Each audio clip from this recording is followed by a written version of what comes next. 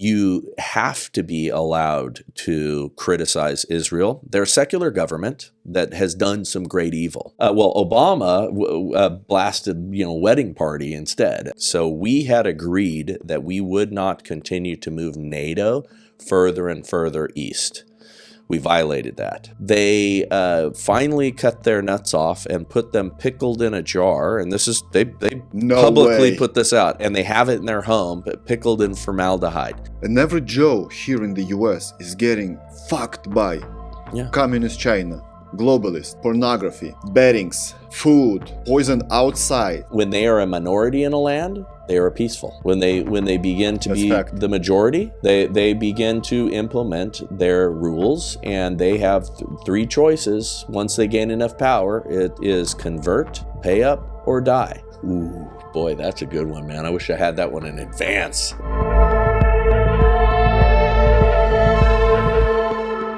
So Bryce, after our last podcast, I think that we left a lot on the table.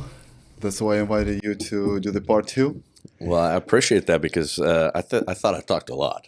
Yeah, but I watched my notes and I saw that we have a lot to talk about. So I want to say, let's start with Ukraine. Whenever I talk to my fellow Lithuanians, I tell them, like, when I talk to Americans, most of them do not support the war in Ukraine, and especially they do not support Ukraine itself. Right. And they can't believe me. They don't believe me. Like, there's no chance. Like, the U.S. has sent in 2 years more than $100 billion to the Ukraine, so they must have supported the Ukraine and the Ukrainian war. They want the Ukraine to win this war. What are your thoughts on Ukraine? Well, it's a money laundering scheme. So, I mean, there's problems in it just at the outset in that, so we've meddled in the politics over there like we've meddled in everything, okay? The Ukraine is actually the seat of globalist power and influence over there. You look at the pharmaceutical companies that are there. You look at all of the World Economic Forum influence. You look at all of the things that are going on in there. We installed Zelensky. We did a coup there to get out the prior government. So we've been heavily influenced there. So has globalist powers, the oligarchs, all the stuff that we talked about in the previous episode. That's an epicenter for it. It's very easy when you're sending billions over to a country like that to be siphoning billions into the pockets of politicians and global powers and the oligarchs and the war military-industrial complex, all of that. Putin can be a bad guy, and we can not like Putin, but we can also understand that this has been a wicked setup from the beginning. So we had agreed that we would not continue to move NATO further and further east. We violated that. So it was 1990s, then to early 2000s when Putin arrived. Yeah, we continued to do that, and it's more complex because you have Russians in the Ukraine. You have Russian-speaking people in the Ukraine. It's a mixed bag of folks, right?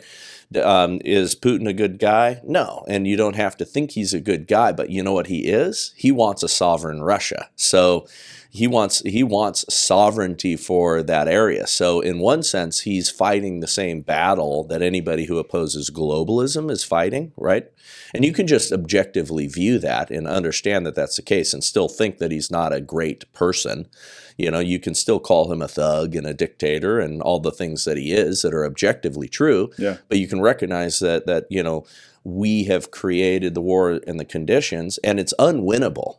That's the interesting thing. They're losing, right? Russia has always been able to just throw bodies at these problems, and then over time they end up winning. Now, where I feel bad is for the Russian people, the innocent Russian people, and the innocent Ukrainian people that are ground to dust in the process, right? They're being ground to dust in the gears of something like this, while the globalists get wealthy, while you have these sort of things going on, while our politicians, I mean, the reason that they keep voting for these things is that money comes back to them, a lot of it. It comes back to them in regards to, contributions, and they get to invest in things that make them wealthy. There's all kinds of stuff that's happening. It's corrupt all the way around. Just today, I've seen this meme. So Biden and the whiteboard, and he says, I send your tax dollars to the Ukraine. Ukraine sends it to Hunter. Hunter gives it to me. That's the whole scheme. Yeah. And there's not even a conspiracy theory, right? Yeah. Oh, that's been proven. Yeah. Now it's because he was on the board and he had such great contributions to Hunter. Hunter. Yeah. No, which is all laughable. Amazing human being. Yeah. No, he's not a business contributor in any meaningful way. He doesn't have the skills. Yeah. That's right. Now he's an artist, which is another money laundering scheme. It's brilliant, by the way. But if you want to give, donations to, them, buy some of Hunter's art. I mean, brilliant. They're very smart at their deviousness. Are they?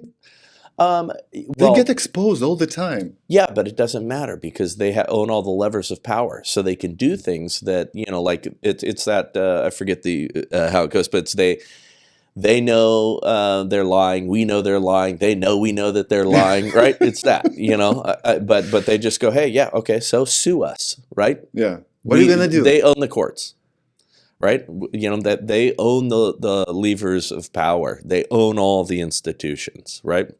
They own our churches. I mean, that's the sad thing that I deal with every day, is the majority of our churches in this country are compromised. You have some very famous pastors that held the line for many decades, where they were given all kinds of money by a George Soros group, and they started watering down their messages. I mean, guys like Tim Keller in New York, who now he's dead, but he was given by, I think it was I might screw up the name, but the Gospel Coalition or one of those. But and again, I could be wrong. If that's the wrong one, I apologize. But there's these organizations that were set up to have them do a softer message, to have them not speak out harshly against socialism and things like that. Jesus was a socialist after all, which is of course a total lie, right? But they want to have these pastors saying these things. There's this whole movement to embrace homosexuality and deviant sexual lifestyles within the church. The widening of God's grace. God loves us all. Of course, He loves us all, but there's still sin. Mm-hmm. And there's still things that we are to reject and not welcome into our churches as if there's nothing wrong with it. We are to welcome people in, and we're to minister them, and we're to get them to go forth and sin no more. And all of us have sin. All of us are, dealing with, issues and challenges in our life and all that stuff, but we're not openly saying, hey, it's no big deal. If you're doing that, you've lost, right? You've been swallowed up by Satan. Let's get back to Ukraine. But why Ukraine? Why this specific country? Because it has ties to Russia. Because they don't have any control over Russia. They want to overthrow Russia, which is impossible, I want to say. Why specifically Ukraine? I mean, Ukraine is the breadbasket of that area. So Ukraine is got very many important resources, right? And so you control the food, right? You control the crops, agriculture, things like that. That's very strategic. Okay. Also geographically, where it's located. There's a reason that it's like on the front, moving NATO, right? Because many of those countries in that area, none of them were part of NATO, and then just over time, it's the dotting of the map, right? And so I think for that reason, and then again, the CIA, who's been involved, who created the coup there. I mean, 2013. We have on tape. I'm forgetting her name at the moment, but one of our diplomats who's CIA. Victoria. Yes. Gosh, what's her last name? Anyway, the audience probably knows who we're talking about. But no, they're caught on camera saying, okay, if Zelensky gets bumped off, who are we going to install next? I mean, that is what we're dealing with. Our country, which I think inappropriately became the police of the world, are the ones that are, controlling all the power players in the world. And, once you're messing with sovereign nations, and once you're pulling out democratically elected leaders, and replacing them with someone else, then you're not ensuring democracy around the planet. You're interfering in it. You're manipulating things, and it turns into evil. But people turn blind eye to the one fact that Ukraine is super corrupt country. So, oh yeah, it always has been. Yeah, so how do I know that? My mom is Ukrainian. I've been to Ukraine like 5 times. I've spent there a lot of time there, months and months there during my childhood. So in 2013, the coup has been done in Ukraine, and the legitimate president that was there, Yanukovych, has flee the country at that time. But what they found is that he was some kind of an oligarch as well. He was so corrupt. He had those toilets made of gold. There are even photos. So his house looked like a pharaoh's house. Right. So he was corrupt as hell. But at the same time, during the coup, Poroshenko was installed, a corrupt politician as well. Right now, Zelensky, right? Yeah. I don't know whether he acknowledges it, whether he realizes that or not, but he's a dead man. It's only a matter of time when they're going to get rid of him. Yeah, at some point they're going to have to. That's for sure. No chance. Yeah, so I mean, it's interesting. So the Bondarenkos, I'm not sure if you're familiar with their story, but they live not far from here, which we should get one of them on your podcast. But the senior Bondarenko, he was in prison for preaching the gospel of Jesus in Russia, got thrown in prison. I think he spent a total of 23 years in prison, much of it in isolation. I mean, he's got a wonderful story of standing bravely in that. And so they live here, successful family, again, just a hour and a half north of here or more. Have come to our church. They're amazing folks. They talk quite detailed about all of the corruption in Ukraine, because they're Ukrainian and they're back and forth, and they've been back and forth during this time. They're Ukrainians, but they were sentenced in prison in Russia. Yes. Their father was, and he was telling me amazing stories of what's happening right now in the war, including the Ukrainian forces bombing some of their own buildings for their own purposes too. Oh man, you can't say that. Yeah, you're gonna get eaten alive for that. Yeah. Well, I probably will, but that's not coming from me. Yeah. But I mean, it's wild with some of the stuff that they're doing. So we have a few friends that we met back in Spain, where the war started in 2022. We lived in Spain at that time. So there was a family that flee this tragic city, Mariupol. The Russians destroyed the city, so she went here with her 2 or 3 kids at the moment. So she was telling us the story, and now we have a few acquaintances, a few friends here in LA that are from Ukraine. So they're all telling the same story. So they pay up to $5,000 to $6,000 for them for males to get out of Ukraine. Yeah, because they're not allowed to. Yeah, because I mean they're recruiting. You've probably seen some of the videos of them. I mean they're putting men with Down syndrome in, to fight. I mean they're pulling everybody in because they're running out of able-bodied fighters. Based on the deaths, but also based on the fact that many of them are fleeing who can flee. And you know what's crazy? So if you support your own country and you think that you do the good stuff, why do you flee? Yeah. Russians didn't flee, or French or Brits during the World War II, right? Right. But this war, Ukrainians flee. Russians flee as well. Yeah. They go all the way to Kazakhstan, all those other countries, just not to go to the military, not to go to the war and to die.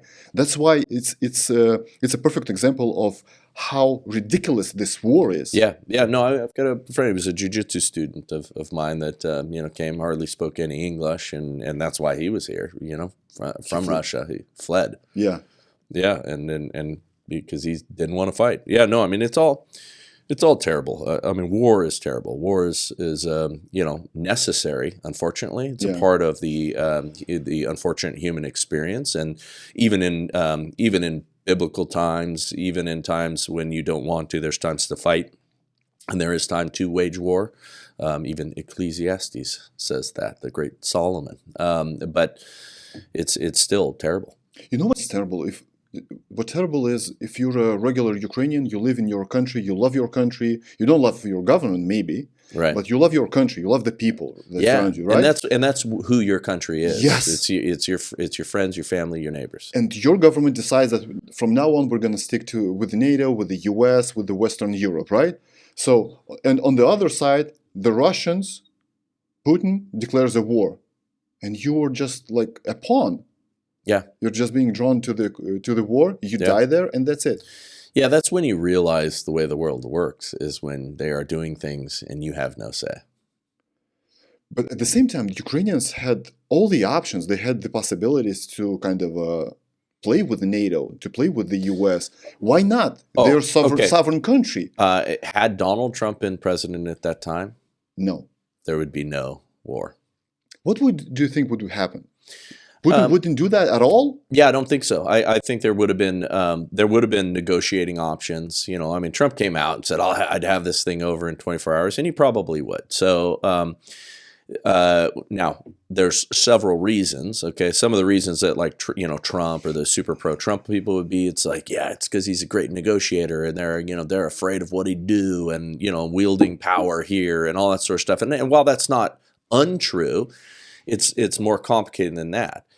This was sanctioned by this current administration. The Biden administration wants this stuff. The Biden administration is part of all the corruption. The Biden administration is part of getting their pockets filled by the war military industrial complex people and the other oligarchs and all that sort of stuff. So of course it's going to happen under his watch because it's in his interest. It's in their interests to send $100 billion over there. It's in the interests of the establishment to do that. It wasn't in Trump's interest to do that. He doesn't want that. That's why we had no wars during that time. That's why they didn't like him too, because the wars, feed a lot of hungry mouths in business. I think a lot of foreigners that are watching right now, they have no idea what's going to happen after the war ends. So the BlackRock has already signed a document in the country that they're going to rebuild the country. Oh yeah. No, again, I mean, this is, war creates wealth. Not for the poor people, right? Not for the people that get killed in their houses and everything gets bombed and devastated. But again, going back to my common theme, we are fighting a war. It's sovereignty, it's sovereign nations against a globalist cabal. All of this stuff has been marching in that direction since, again. It's since the beginning of time. Okay, this is the kind of ill progress march of mankind, right? This is the wickedness that and sinfulness that we're tending toward. This is Tower of Babel. We need to all come together under central authorities. So that's always something that we fought against and will always fight against. It's something that America, because of its shaping and founding, kind of held off and staved off for a very long time. It's why the world was more free because of America. So what do you think happens if Trump gets elected? He gets inaugurated, I want to say January something. Yeah. He does a few calls, and what? The territory is going to... Part of the territory is going to be handed to Russia? Yeah, I mean, okay, so there is, again, this is a time like never before. So I think that Trump, either way, Trump gets defeated or Trump wins, we are heading towards violence. And I really do believe that. I don't see how that's not the case.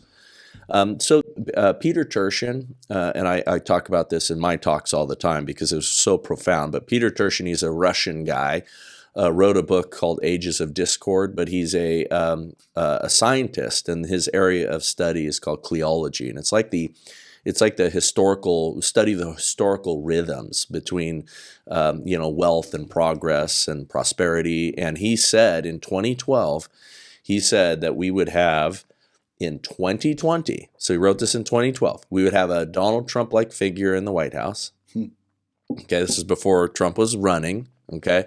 But he just called him out by name. He said that it would be the beginning of the most violent decade the world has seen. It would last between 5 to 15 years. And really, it would only be over when like generations wash in and then wash out. So it requires an entirely different group of people to say enough of this. Yeah, but what were his arguments? So If he wrote the book in 1990s during the Clinton era, I would say, yeah, no wars almost, right? Yeah. So again, he's looking at the totality of history. He's looking at the ebb and flow between the poor, the wealthy, and the middle class. And when you have an overproduction of elites and a disappearance of the middle class, that's when you have these things start, like the French Revolution and all of these sort of things. It's that tension. And he said, we are approaching that time again. The difference is it's going to be not as isolated, but it's going to be worldwide. And why? Technology, communication, the ability for us to fly all over, the ability for us to wage war, that fourth and fifth generation warfare on a global scale. So that's why, there's nowhere to run. The world is going to go through this. And boy, like right on cue, man, all of a sudden we start having the, pandemic and, all of these things happening all at this one time. I mean, it was crazy. And I always bring it up because not that many people see how much this is kind of one of those cyclical things, like the fourth turning, where, they talk about every 80 years you have something major like this go on. And it's that cycle, or the Tytler cycle, of good times create weak men, or hard times create hard men create good times create weak men create hard times. It's that cycle. All of these things that people talk about in that sense all seem to be coming true.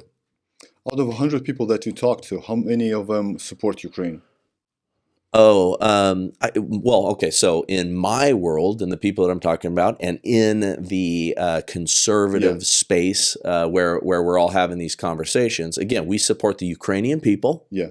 We support the Russian people. We don't want war, but we don't put the Ukrainian flag in our bios and think it's a good idea that we're waging war. And we also don't think we should be spending our money over there. And I'm a non-interventionist also in the conflict in Israel as well. Okay. So I don't believe, and I'm as pro-Israel as you can get. And I have, very deep reasons and feelings about that whole thing. But we should not be sending them our billions either. There are ways that we can support them, but they are a wealthy country that has a lot of capabilities, and we should support them diplomatically on the world scale.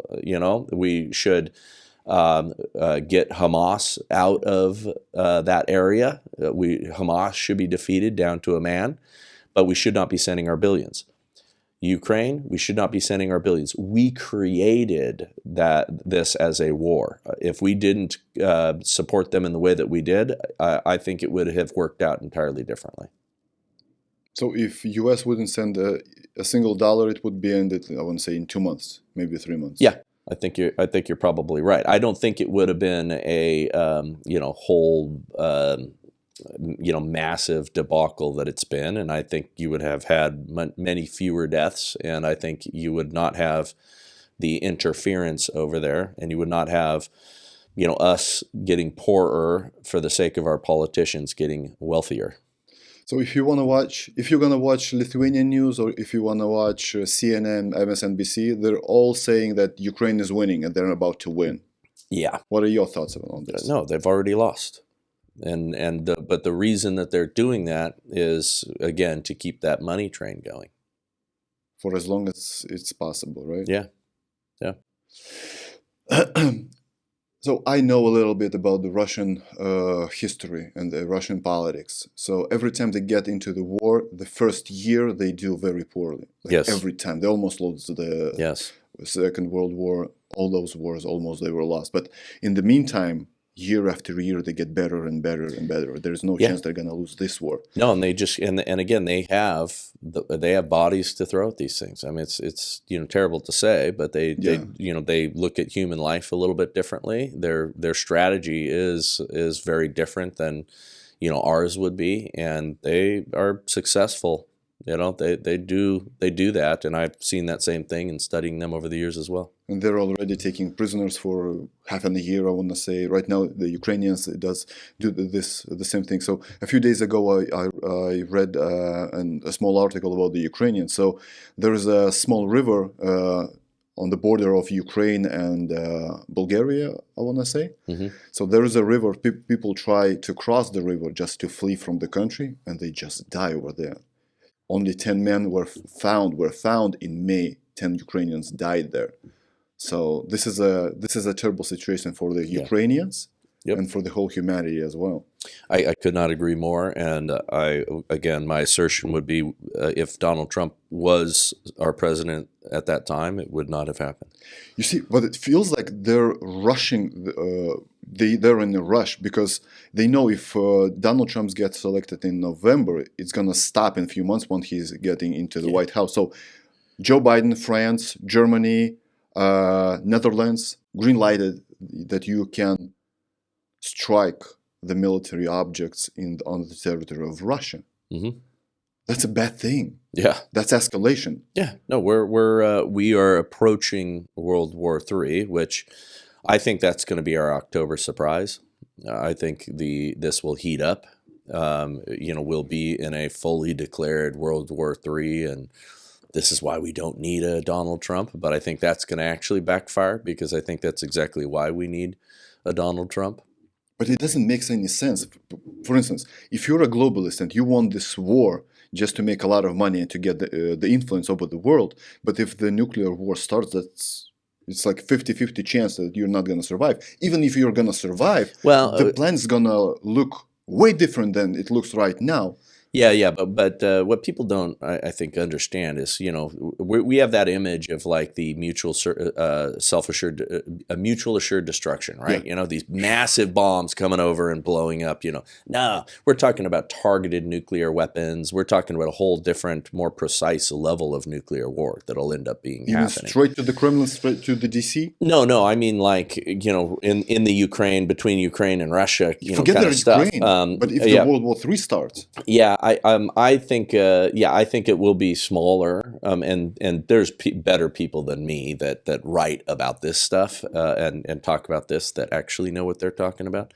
I just read their stuff, but I think it'll be more isolated, more targeted, smaller weapons. And you can deliver those payloads now. I mean, like the Chinese capabilities for delivering those targeted payloads, and Russia is in bed with them now. That's one of the worst things that we did in this whole entire conflict, supporting Ukraine. We drove Russia and China closer together. And Iran and Saudis. Yeah, which there's some biblical level stuff there. There's some revelation concerns I have there with the fact that we got the lion and the bear together. What are your thoughts on Russia? I mean, so only Russians acknowledge this and say this. They do videos on YouTube. They have their own opinions. They're saying like that Russians right now are selling out to China. China is buying out Russians. Oh, yeah. They're buying their woods, their... Russia is not the superpower. Yes. Okay? And people think that Russia is the biggest, baddest, and it's not really. Massive landmass, of course. They're not a particularly robust or wealthy economy. They haven't been for a very long time. Now they've got very wealthy people over there. The oligarchs are very, very wealthy and wield a lot of power. And, Putin is one of the wealthiest men on earth. If you were to total up his wealth, it probably rivals Elon Musk. He's a trillionaire, that's for sure. Yeah, I mean, it's unbelievable. It just isn't going to get reported in Forbes magazine. But you don't really understand what we've done by, again, China's influence in Russia, and that connection has grown so strong. And that's we have certain enemies in this world that are we're paying attention to some, and we're not paying attention to the ones that we should. I would say like right now we're paying attention to the communists and communist influences, right, when it should be globalists that we're looking at. We're paying attention to communist influences and all that when it should be Islam that we should be looking at. I'm going to be doing in a couple of weeks, some real deep podcasts on the influence of Islam right now on a worldwide scale of what's happening in many of these cities that were, previously Western-run cities that are really not anymore. London. Yeah, London, Brussels. France. Amsterdam.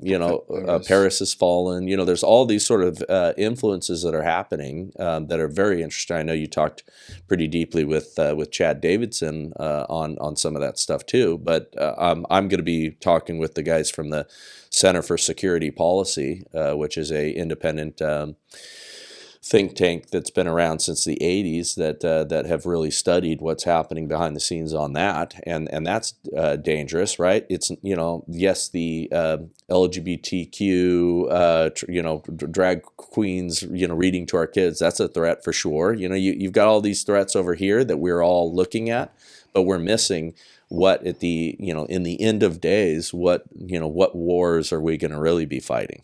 So that's crazy there. But it's the same thing with we're paying attention to Russia and Big Bad Putin, and we're taking our eye off China, and China is the one that's more dangerous of the two. So if you're a regular American, just a blue collar guy, you want to just work, support your family, live a regular life, you are getting screwed. I don't want to say word fucked, but by globalists, there are times communists. There are times when that expletive is appropriate. Agendas. Yes. From all sorts of amazing ideas. Yeah, 100%. Yeah, I mean that's that's who I feel terrible for, right? Are the people that they're really the people that keep the gears of any country moving, right? The electricians, the plumbers, the ranchers, the farmers, the society, the people who, if the crap hit the fan, it's again, and I think I said this in previous episodes, it's not the tech bros that are going to save us. Right? It's not the finance guys that are going to save us. They're the ones that have fleeced us. They're the ones that have, raped and pillaged this country of all kinds of resources. It's the guys who know how to make the water flow again. It's the guys who know, how to, keep the food safe. It's the people who know how to grow things.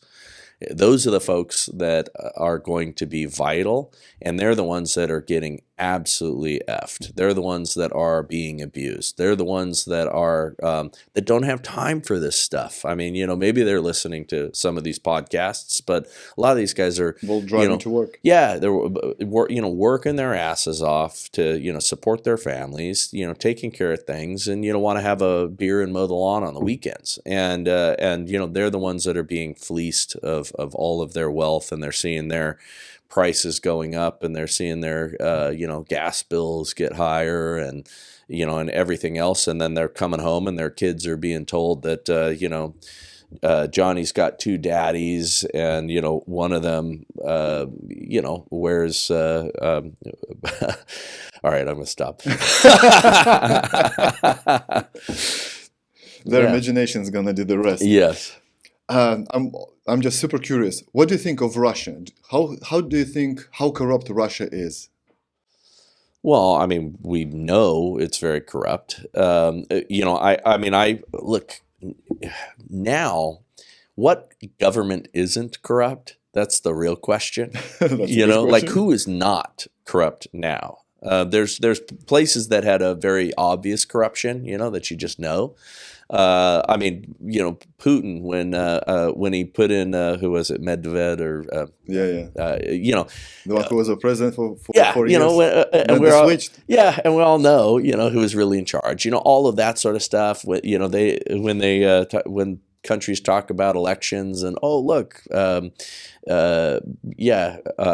Hussein got reelected by a record 96%. They're all corrupt, and again, that was the beauty of what our founding fathers created that worked very, very well for a time.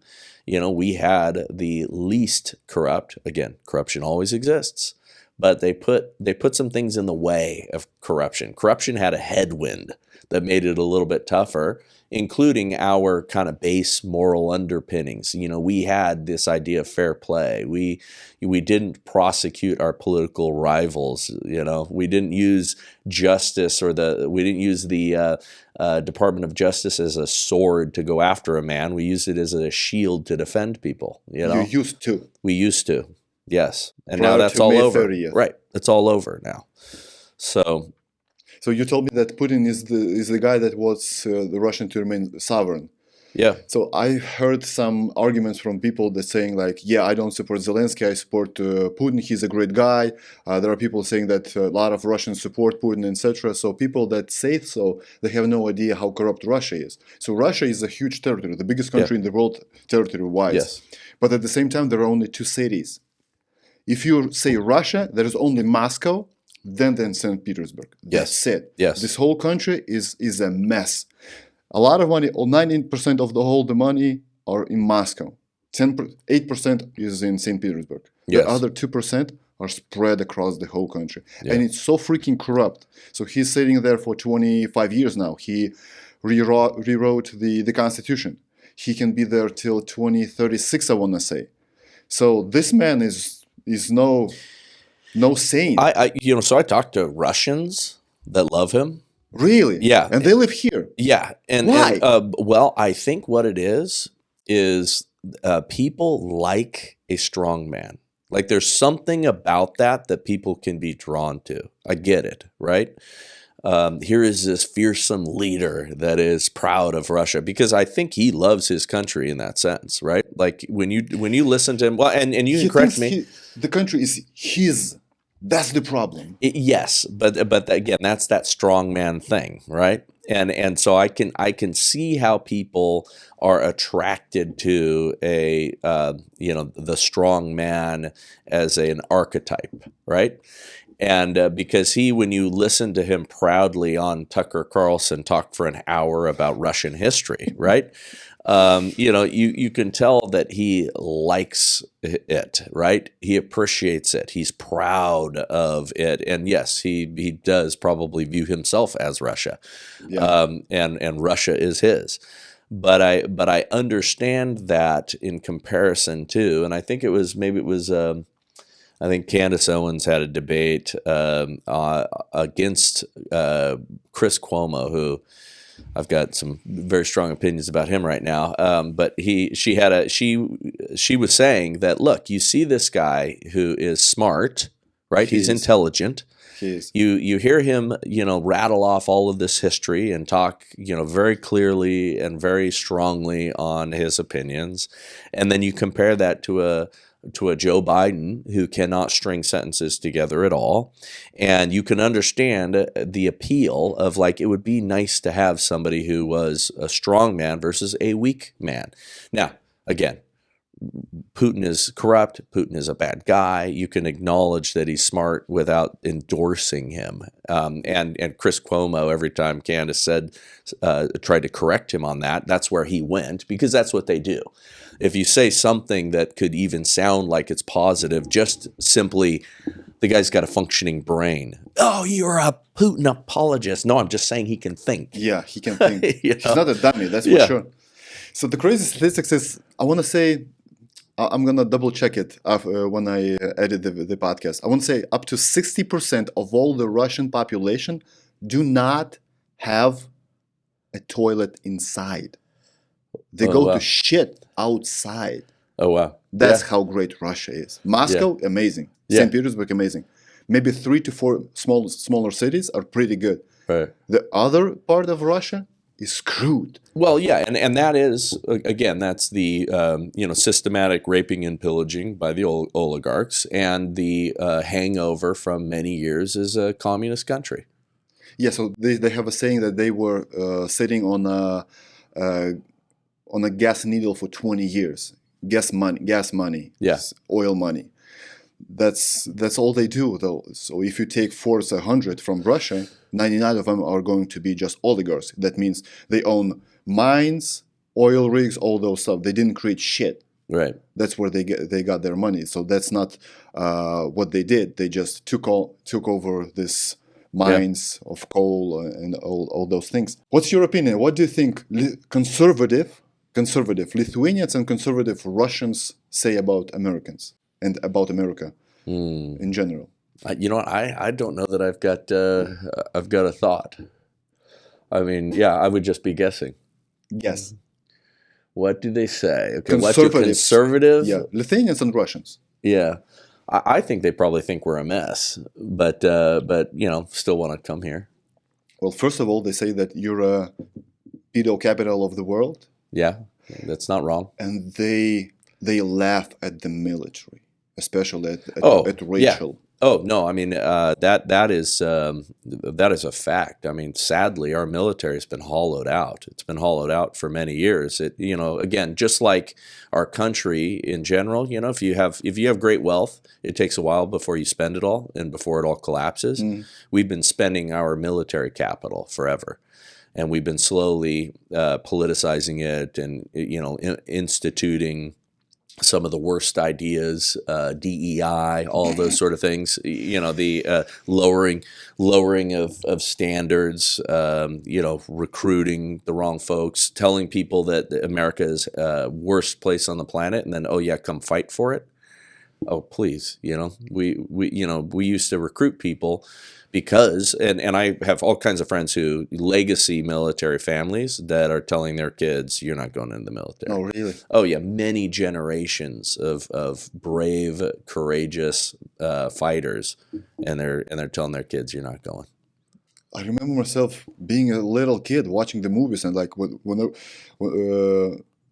I saw like Navy SEALs, I was like, whoa, these guys are tough. Navy SEALs, wow, the Marines. Yeah, those were the tough guys, and those guys still exist. Like 99% of them still exist in the military. Yeah, but because of 1%, it's a joke. Well, and what we're talking about is the command staff, executive staff, the generals. I mean, you're seeing the videos coming out of some of their the military, high-ranking military leaders as trans people, and all that stuff is happening. And I mean, going back to the pedo thing, pedophilia, and again, when you open the door to sexual depravity, it does not stop where you think it's going to stop.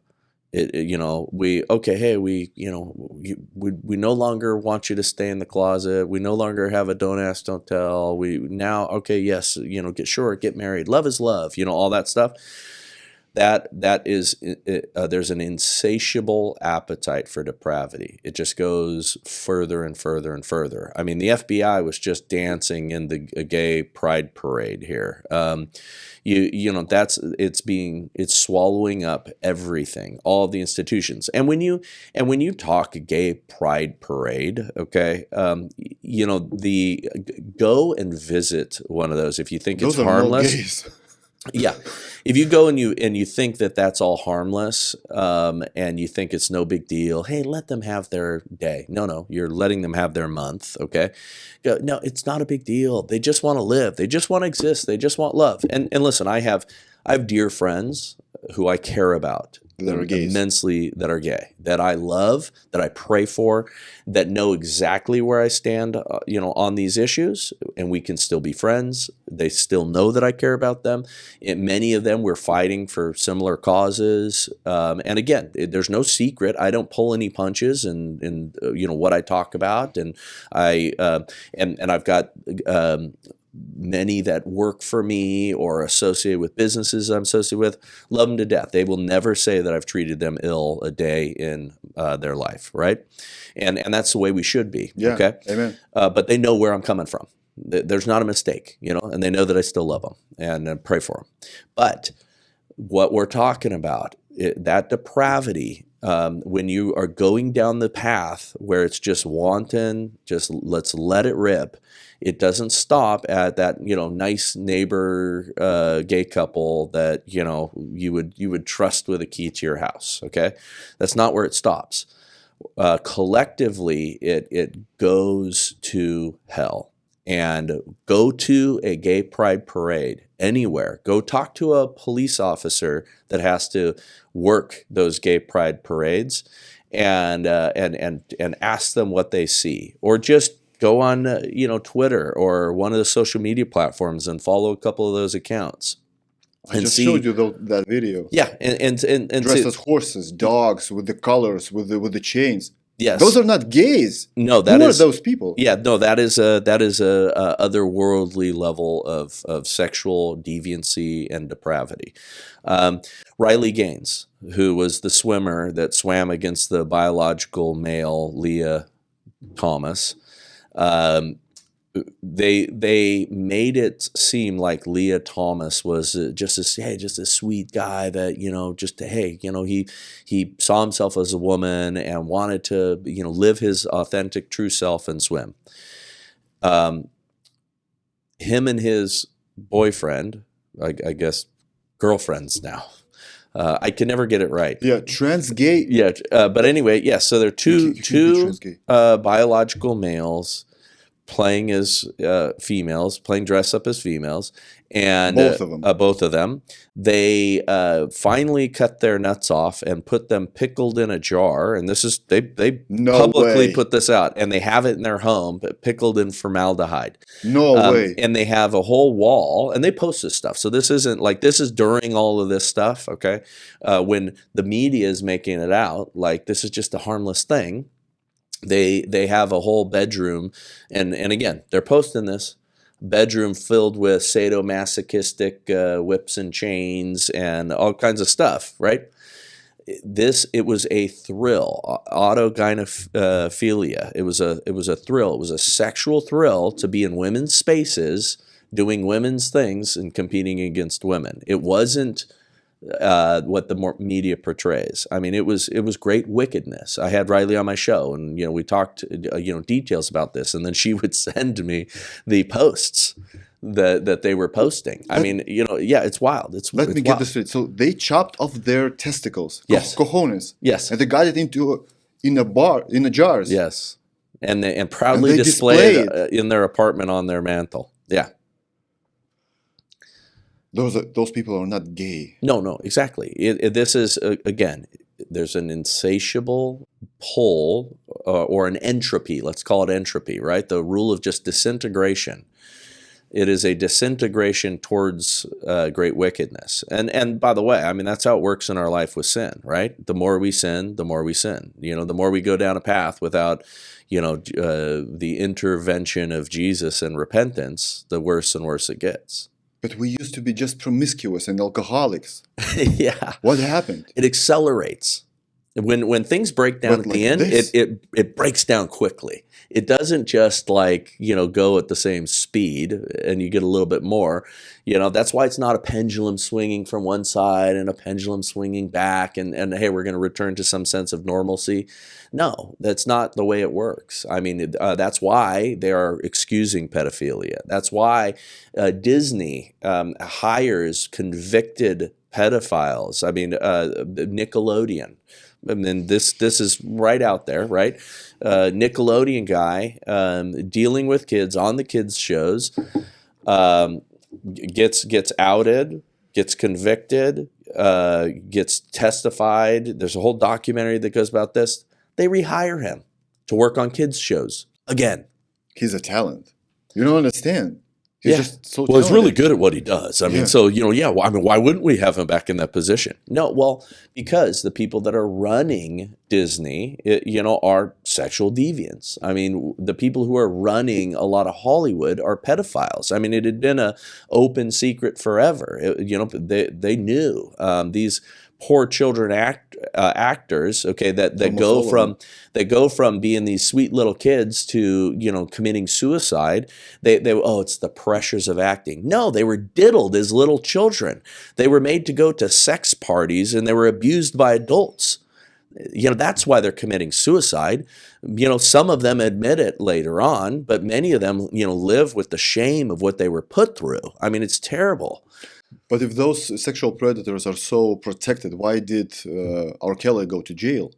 Well, because every once in a while, they got one that gets off the reservation somehow. Every once in a while, they have somebody, and by the way, reservation, I'm not supposed to say that. That's one of Stanford's 1,000 words that you can't say. along with circle the wagons because that's against savages. No. There's all kinds of funny things that you can't say, but no, they every once in a while, something comes out, it gets too public, the lawsuits and all these little things, and they can't protect it. That there's going to be sacrificial lambs. There's going to be like, oh well, we can't avoid that one any longer. But most of these things get swept under the rug. But he keeps they silent. get settlements. He's in jail for almost a decade now. Yeah. He's silent and he's alive. I wonder why he's still alive. He kept his mouth shut, I guess. That's it. Yeah.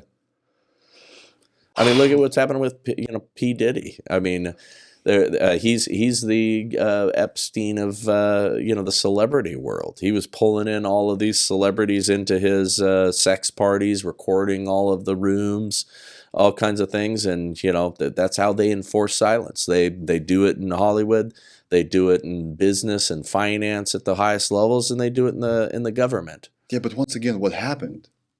He was doing a great job for him for 20 years, but suddenly something happened. They raided his 2 houses. Yeah, I mean, who knows what the triggering event is, but from time to time something comes out and then they have to throw that person away, or maybe he wasn't playing ball anymore, or maybe he went after somebody that was higher in the food chain than him. And miraculously, after a few weeks, there is a tape on CNN. Him beating up his girlfriend in the foyer of the hotel. Miracle. Yeah. Just the same miracle with Nixon, right? Yeah. 2 amazing journalists got the info, the deep throat guy. Yeah, they're all connected to 3-letter agencies. Everybody that worked on that whole project was connected to 3-letter agencies, miracle of miracles. But why it's always only 3 letters? ESG, DEI, FBI, CIA. Because our brain works in 3s. They're not Joe Biden's, though. Yeah. FJB. Did you watch the UFC last night? I couldn't. No. We had that party for John and Angela celebrate their engagement. My daughter and my new future son-in-law. Donald did his entrance. Yeah. They were chanting, "We want Trump," and then they chanted, "Fuck Joe Biden" in New Jersey. Oh yeah, no.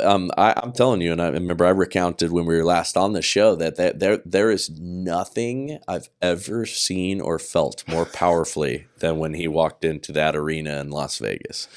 So half a year ago, I'm a big UFC fan. I'm watching the UFC, and they show Alina Habba, which is a lawyer of Trump's, and she has this necklace, FJB. Yeah. And it was like at that time, I was like, FJB, what's that? I Google, that's fuck Joe Biden. She has a necklace. Yeah. She's a savage. Yeah. Like you go to the UFC with this necklace. Yeah, I love her. Yeah. But this is the time that we're in. We need savages. Okay, we need savages to come back. Those sons of bitches. The sons of bitches. Yeah, because we are at war. We are at war for our very sovereignty, our freedoms, and you can just simply replace the word sovereignty with just control of your own life. Remember the attack, and we talked about it at that national level and local level and things like that, and the family, but it's on down to our person. When they were telling you that you could not keep your job, oh, we're not forcing or we're not mandating. We're just saying you can't go to work unless you have a vaccine, right? Yeah, those are not the same things. Well, I mean, what's unbelievable is all of the liberal left people. What they would argue is it wasn't really a mandate because it didn't come directly from the government, Bryce. So therefore, it wasn't really a mandate. It wasn't really blackmail because it wasn't really the government. It was just your employer that we heavily encouraged and told your employer that this is what we wanted them to do. So therefore, it wasn't really a mandate. It wasn't really that bad. Or just you had the freedom to choose. You could not keep your job, or you could get the vaccine. You had the freedom. You could choose. Or just like Justin Trudeau saying a few years of one thing. Now he's, I've never said that. Bro, there are videotapes. Okay, well, as long as we're on there, I'm going to probably do a little reel on this because I'm so disgusted. So Chris Cuomo, right? Andrew Cuomo's brother, Chris Cuomo, CNN for years. Yeah, so he's like a slightly more palatable Gavin Newsom. He's as polished as you can get, and he's aggressively willing to go out there and say no. And he's on this rehabilitation attempted tour. And I love Patrick Bet-David. Patrick Bet-David hired him for Valuetainment, and so he's working for them now. And he's got his podcast, and he's out there. And they had a debate between him and Dave Smith, libertarian Dave Smith, comic, and big figure in the Libertarian Party. And I like Dave. I think he is an authentic guy. I think he gets a bunch of things wrong. I think he certainly gets the Israel-Palestine thing wrong by a lot. But he's a good guy. I truly believe him to be sincere. And that is how I judge people. Like, if you are a huge a-hole, but you're an authentic a-hole, I kind of like you, and you and I can be friends because I know that that's who you are, and I'm down. Okay. So, as long as you're not a pedophile.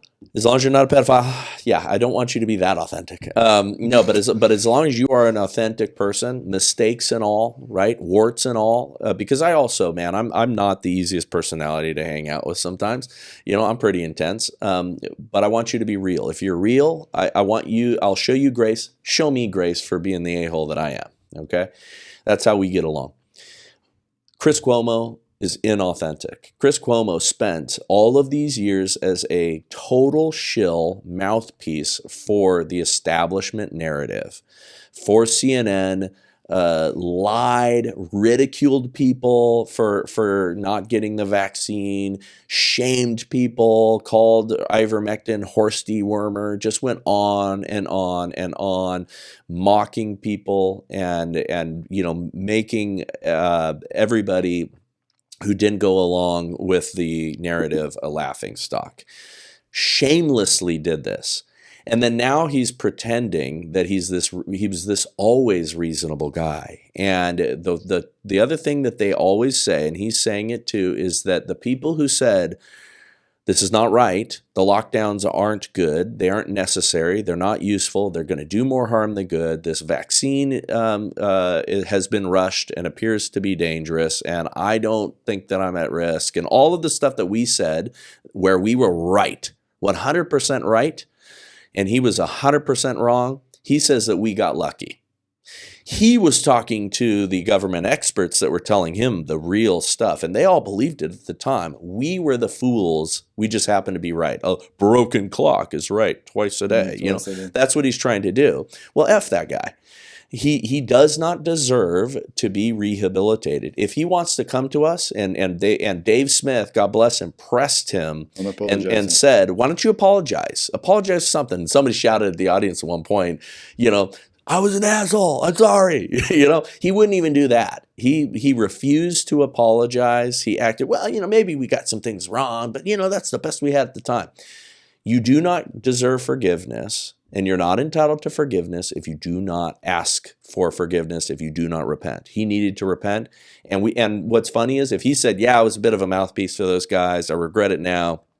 I shouldn't have been all in. My bosses who paid me were telling me that this is what we need to do." If he said that, though, he would get a lot of respect. Yeah, he'd probably be much more of a hero. You know what? I feel bad about it now. Yeah. It was wrong. We shouldn't have shamed people. A lot of people turned out to be right. I was wrong. And he'd actually be like, "Hey, dude, okay, right on. Fine." Yeah.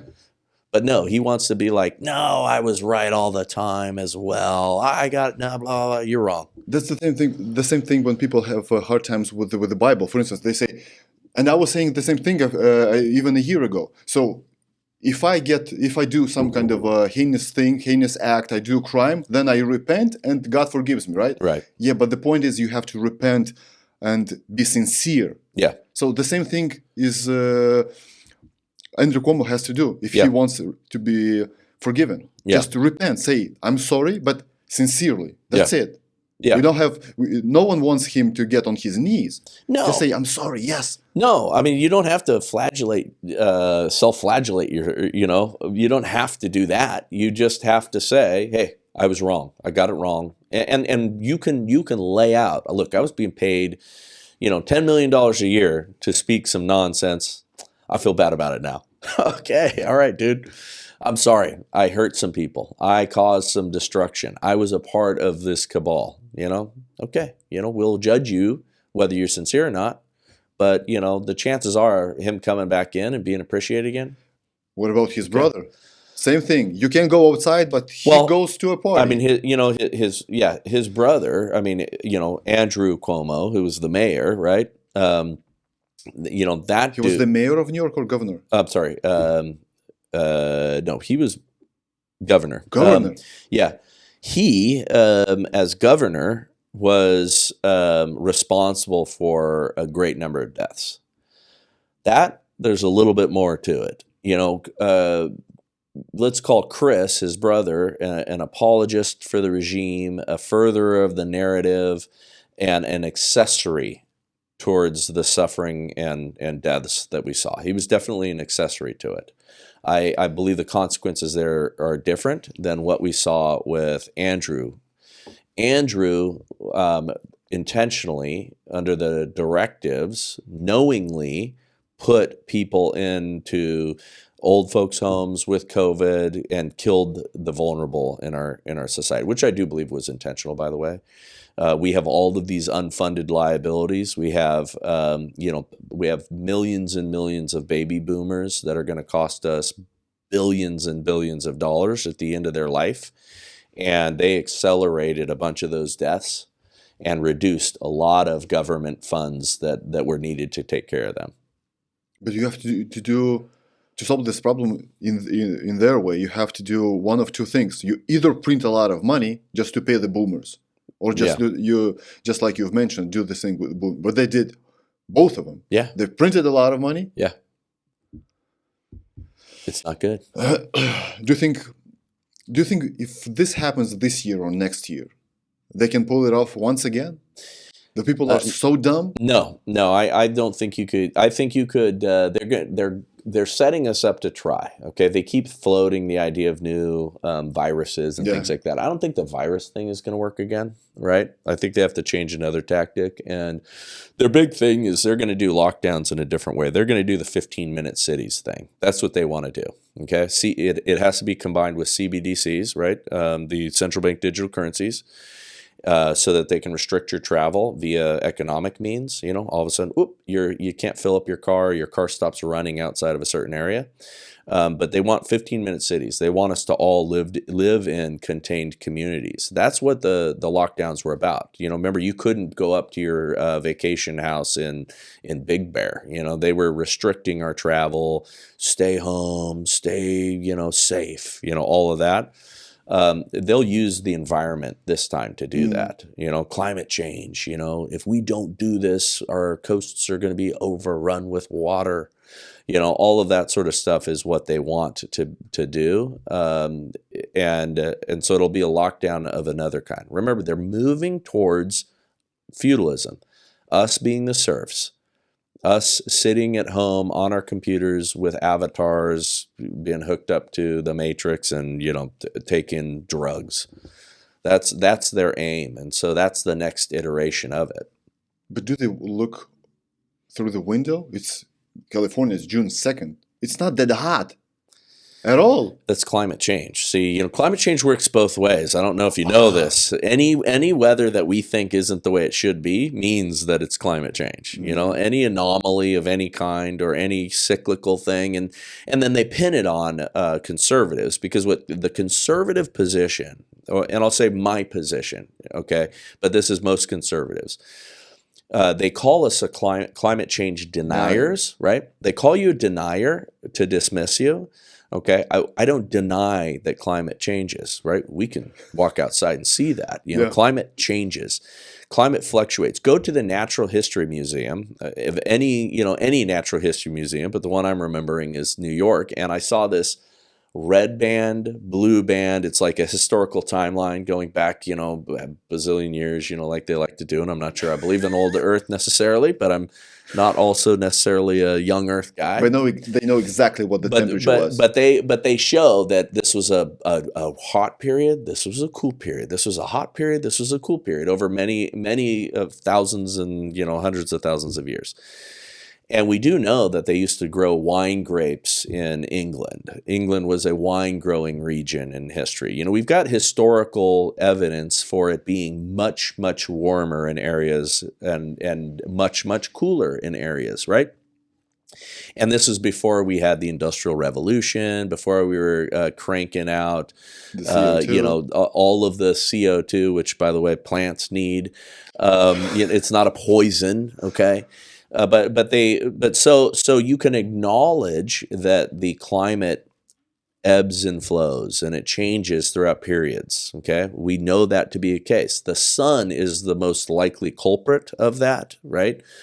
Cycles that the sun goes through can make it warmer and hotter. We know that when it is warmer, it's actually better for us. So as we get warmer, we're going to have milder winters and more crop yields and better stuff further north. That means less people are going to die.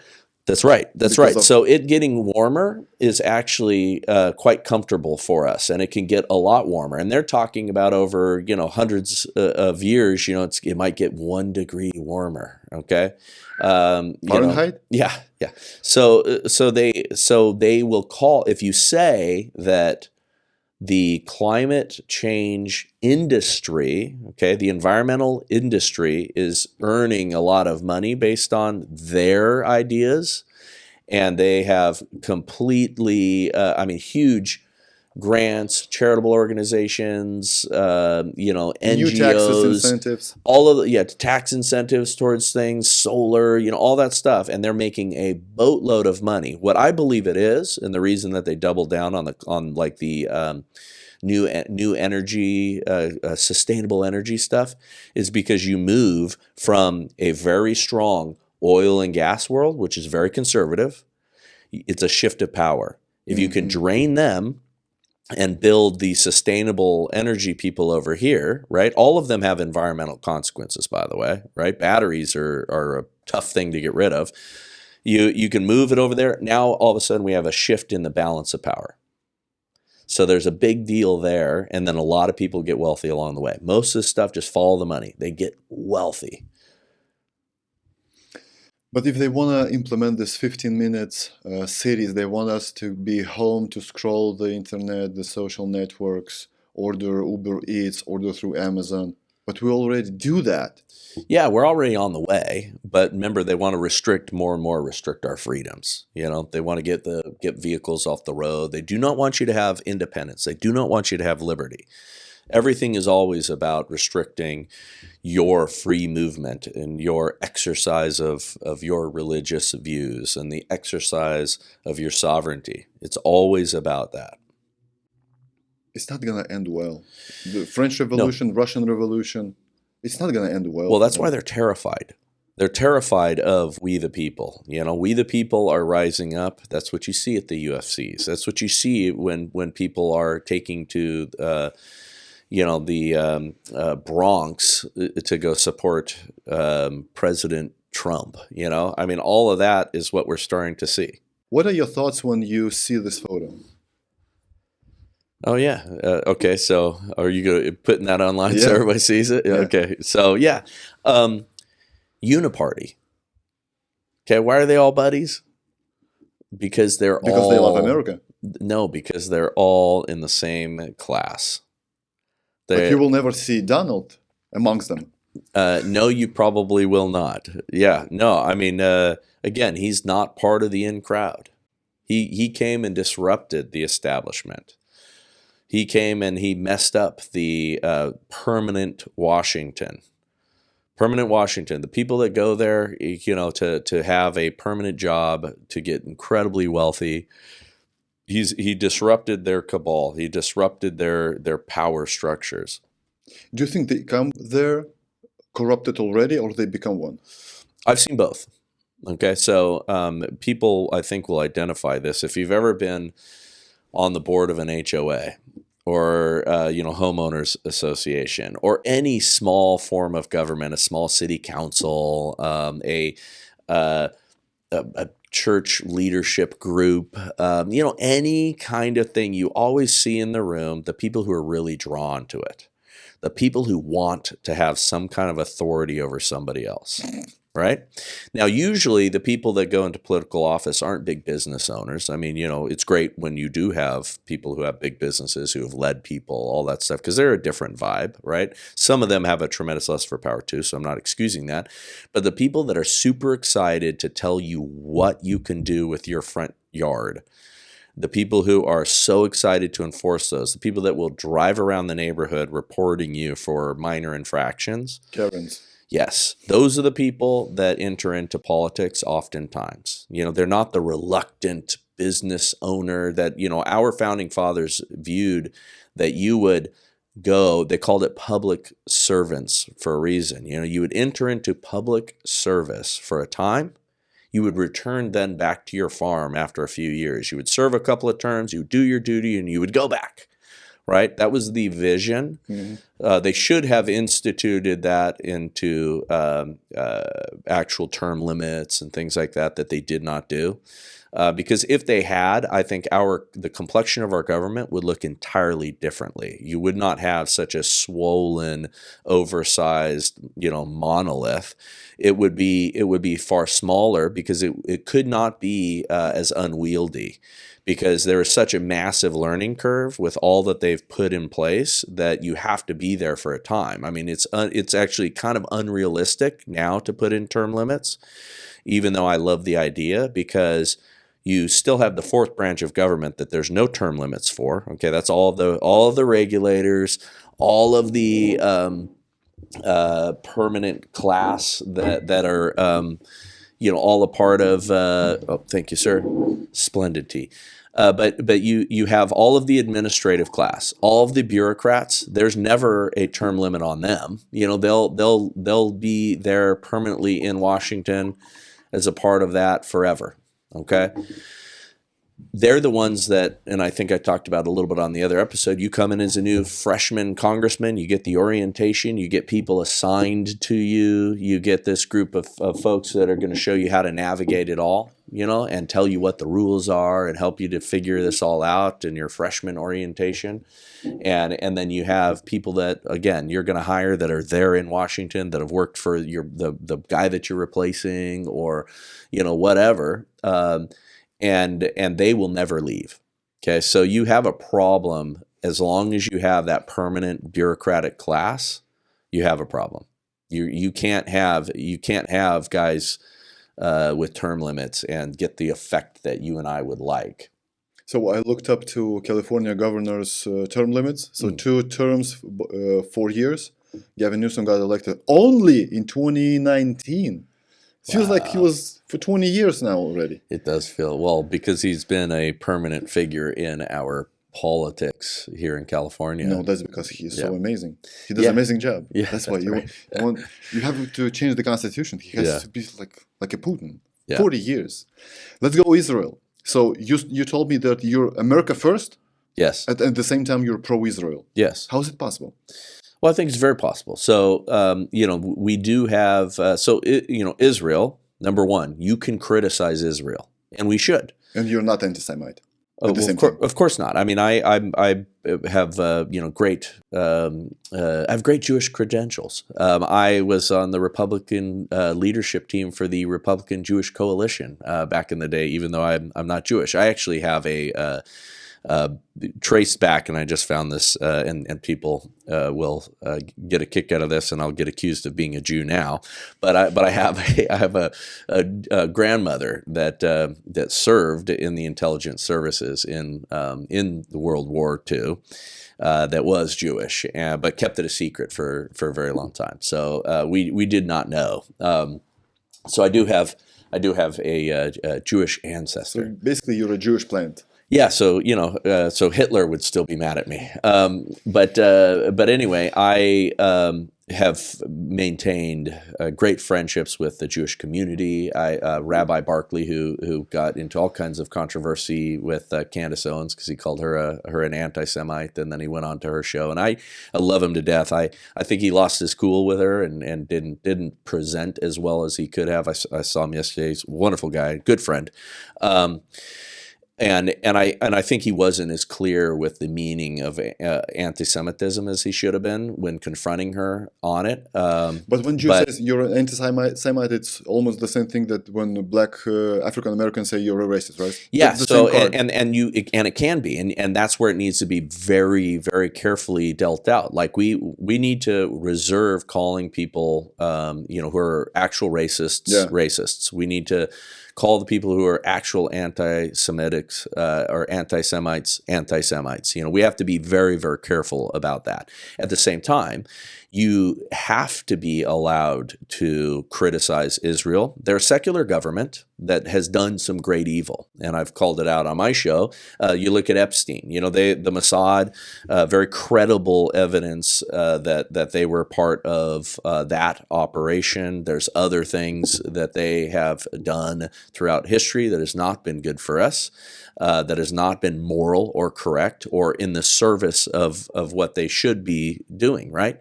So you can say that the Israeli government allows all kinds of things that are despicable in Israel. They are not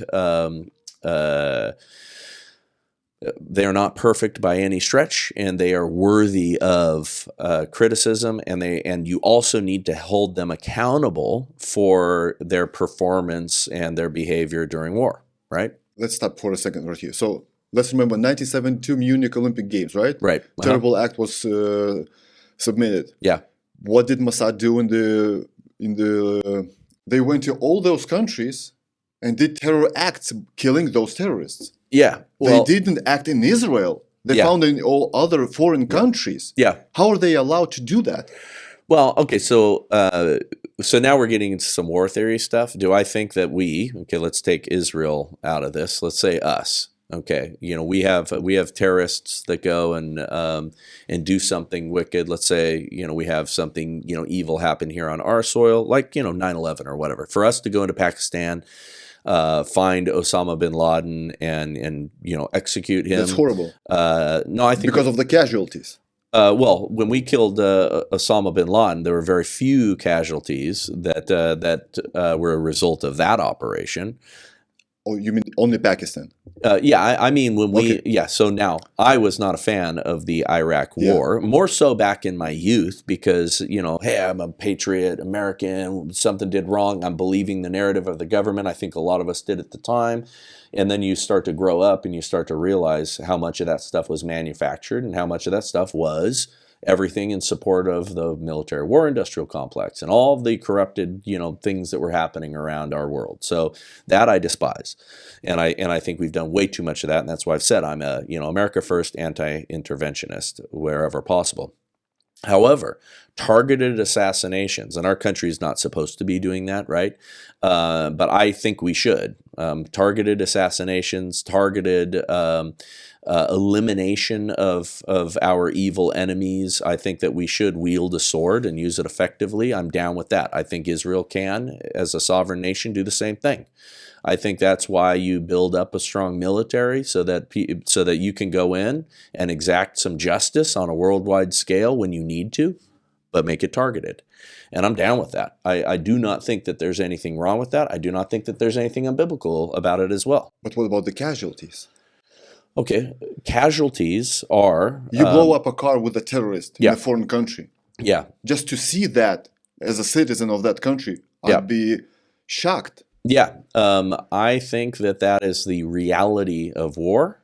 That's the reality of conflict. That's the reality of anything like what we're talking about is very messy.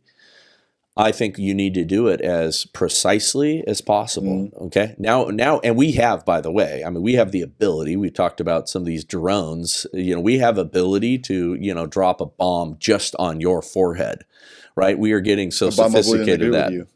Well, Obama blasted, wedding party instead. Obama did some things that he was not sanctioned to do. Some of it I actually don't get too excited about because I think that some of that stuff, can be necessary. Some of that stuff can be the realities of effectively meting out justice on a worldwide scale.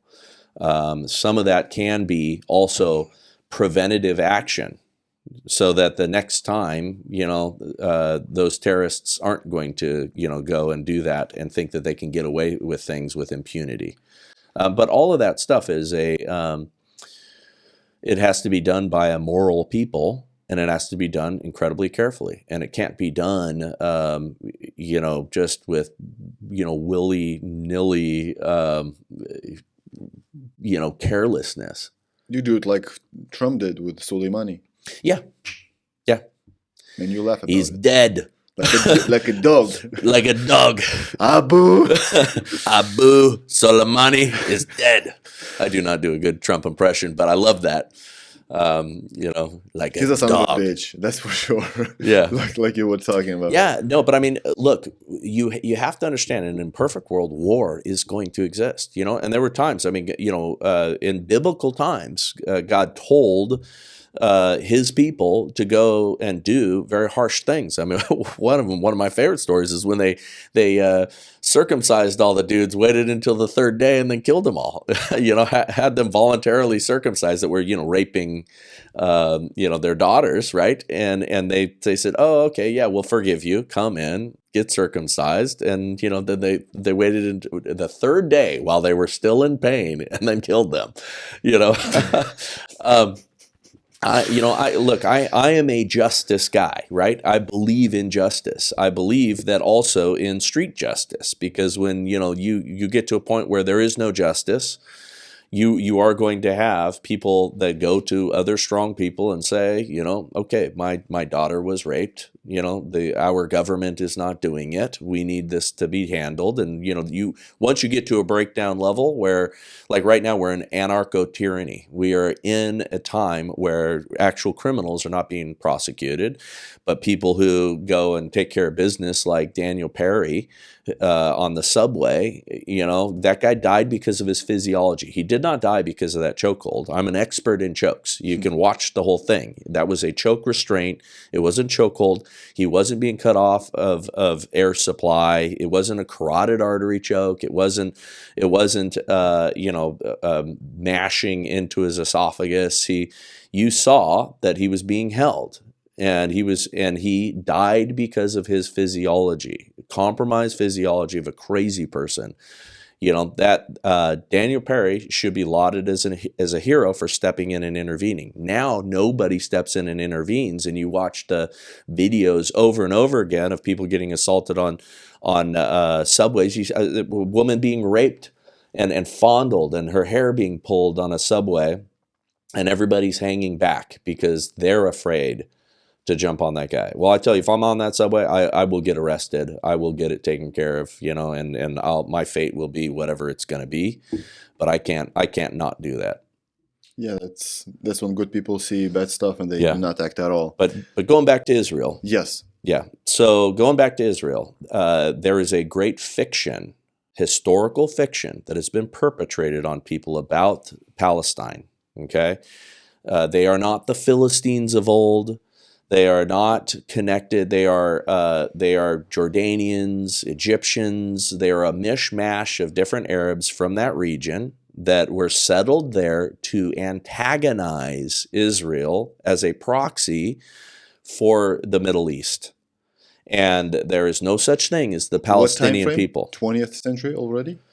Well, I mean, we can trace back. That land has never not been occupied by Jewish people. Mm-hmm. Okay, since forever. Okay, if you believe in the biblical narrative, that land and more of it than what they have now was given to Israel and the Jewish people as their homeland by God. Okay, if you believe in that narrative though, all because there's people that don't believe in God, right? Yeah, but other people say that Allah, their God, did the same thing for Palestinians. Yeah, but you can argue which God is true. And then we have war. Yes, and then we see who wins, and Israel won. Israel won. Okay, many wars against them. They voluntarily gave territory back over and over again. They shrunk the territory that they directly controlled and could have continued to control. They gave it back. Every time peace was offered, I mean, you guys like Arafat and others were turned down multi-state solutions, right? Turned down all kinds of opportunities over and over again for what would have been some kind of agreed upon peace in the region over and over again, okay? Every time there's a ceasefire, they collect their resources back, they build back, and then they go back to bombing Israel, lobbing bombs. Their whole entire charter and intention there in that land is to wipe Israel off of the face of the earth. Okay, that's the entirety of the Middle East. That is their underlying premise, and it's because it comes from Islam. You know, on Saturday kill the Jews, and on Sunday the Christians. I mean, we are at enmity with them. There is a conflict between Islam and Christianity and Judaism. It's not possible for them ultimately to live in peace with us. And again, I say this I have friends who are Muslim. I have friends who I care about, who I also have these discussions, and we've had these conversations with. When they are a minority in a land, they are peaceful. When they begin to be the majority, they begin to implement their rules, and they have three choices. Once they gain enough power, it is convert, pay up, or die. And we see that in London, Berlin, and that's it. Paris. And we are cruising to that conflict. It doesn't come from the Christians, and it doesn't come from the Jews, but it does come from Islam. That conflict is built in to their religious premise, and that's why these knucklehead kids at Columbia University, the brats of the wealthy, are screaming, from the river to the sea, Palestine would be free. They try to excuse that, like, oh no, they don't really mean wipe out the Jews, but that's what they mean. What river, what sea? Yeah, but at the same time, I've seen multiple videos in Israel where Orthodox Jews spit on Christians. Yeah, that's evil. That's wicked. And I would punch them in the face if I was. So they fight as well. Of course. We're talking about conflict is the nature of people. Conflict is the base expectation of humanity. And it's only, and that's why we need Jesus, right? Because the only way you ultimately have peace, I mean, think about any other religion, okay, any other religion on the planet, any other political philosophy, any ideology outside of Christianity, you don't have peace. Yeah, but at the same time, Muslims are waiting for Jesus to come back as well. Yeah, I mean, well, yeah, of course, it's an upside down religious philosophy and ideology. It's a perversion. I mean, remember, they're the ones that are, what is it? Allah is our God and He has no son. I forget the exact. I'm getting the exact quote wrong, I think. But no, I mean that's their idea. That's a flying in the face. It's on the Temple Mount. Mm-hmm. That's what they are declaring and saying. They believe that Jesus was just a prophet, and they laud Him as a prophet. So does Mormonism. Yeah. Jesus was a prophet, brother of Satan. He, all of that sort of stuff. Remember, if you're denying the deity and the lordship of Christ, it is not the same Christ. Yeah, that's a different person. Right. I'm not defending Muslims, but they have their own understanding. Yeah, no, and I know you and I are just discussing it. But they're saying, if Christians say, if you deny the holiness of Jesus Christ, that He's the Son of God and the God Himself, the Muslims said, if you deny Prophet Muhammad, that he was the last prophet, you're against us. Yeah, of course. I mean, but by the way, that's the master stroke of Satan, is to get you to be just off target, and think you're okay and think you're doing the right thing. I mean, why do you think there's so many religions that are just close? Why do you think there's so many cults that call themselves Christians? Mm-hmm. Well, we're Christians too. There's tons of that. That is genius. If you're the enemy of this world and you want to create those conditions and those tensions, boy, that's smart. But at the same time, Jews do not recognize Jesus at all. Right. Yeah. But see, they still have a special role in this whole story. So They're from a still Christian's waiting. perspective, right, they are a mission field. You know, What do you mean? a mission field being, people that we are to evangelize to and share the good news of Christ. I mean, I have Dennis Prager's a perfect example. You know how many Christians are praying for Dennis Prager to come to the faith. I had the pleasure of sponsoring a PragerU event where it was Eric Metaxas. You're reading his Bonhoeffer biography.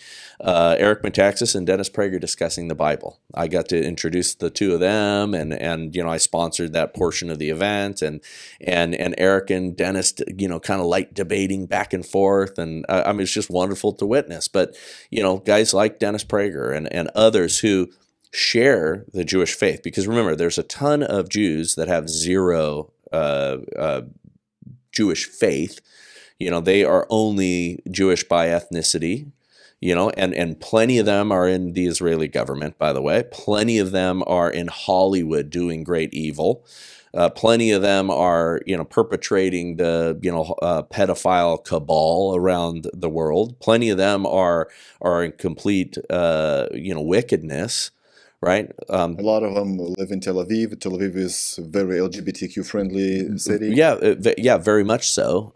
Which makes the queers for Palestine thing bizarre, because they're going against their own interest. Because the Hamas would throw them all off of buildings. Literally, that's one of their punishments. Just like I sent you the video. Yeah. Pro Hamas, pro Palestine.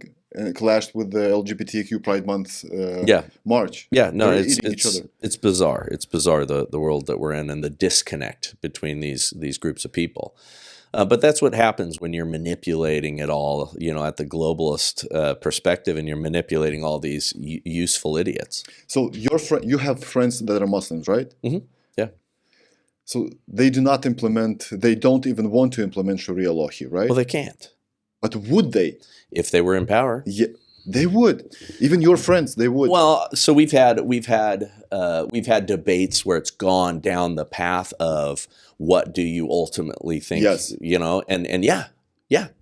Ultimately, that's where they go, which is not where Christians go, by the way. This is the thing that confuses people about Christianity. Is Christianity does not call for a theocracy. It calls for Christians in government. It calls for moral people to be making decisions, but it doesn't call for an ecclesiocracy, right, where the clergy is in charge of things. It doesn't call for that. It doesn't call for a theocracy. It calls for us to have submission to God, right, and it calls for us to have godly leaders. Okay, but it is a bottom-up approach. Voluntary submission to God is what we are called for, and then within that context, remember for years there was not a real form of there were not kings in Israel for years. There were not police. There was not an army. There was because they were all in submission to God from their hearts. And then when they lost their way, they started to need government, right? Yeah. And that's kind of a interesting dynamic. But if you have just the 10 Commandments reigning supreme in a society, and just moral people adhering to that, those are all the laws that you really need. Yeah, but Sharia law is not the part of the Quran. It's a separate thing. Correct. So we have friends that is a family that are Muslims. Right. So I've spent with him hours and hours talking about the Islam, the Christianity. He read the Bible. Mm-hmm. Obviously, he read the Quran and so on and so forth. So honestly, I don't think he's a Muslim. Why? Because I went to a mosque with him.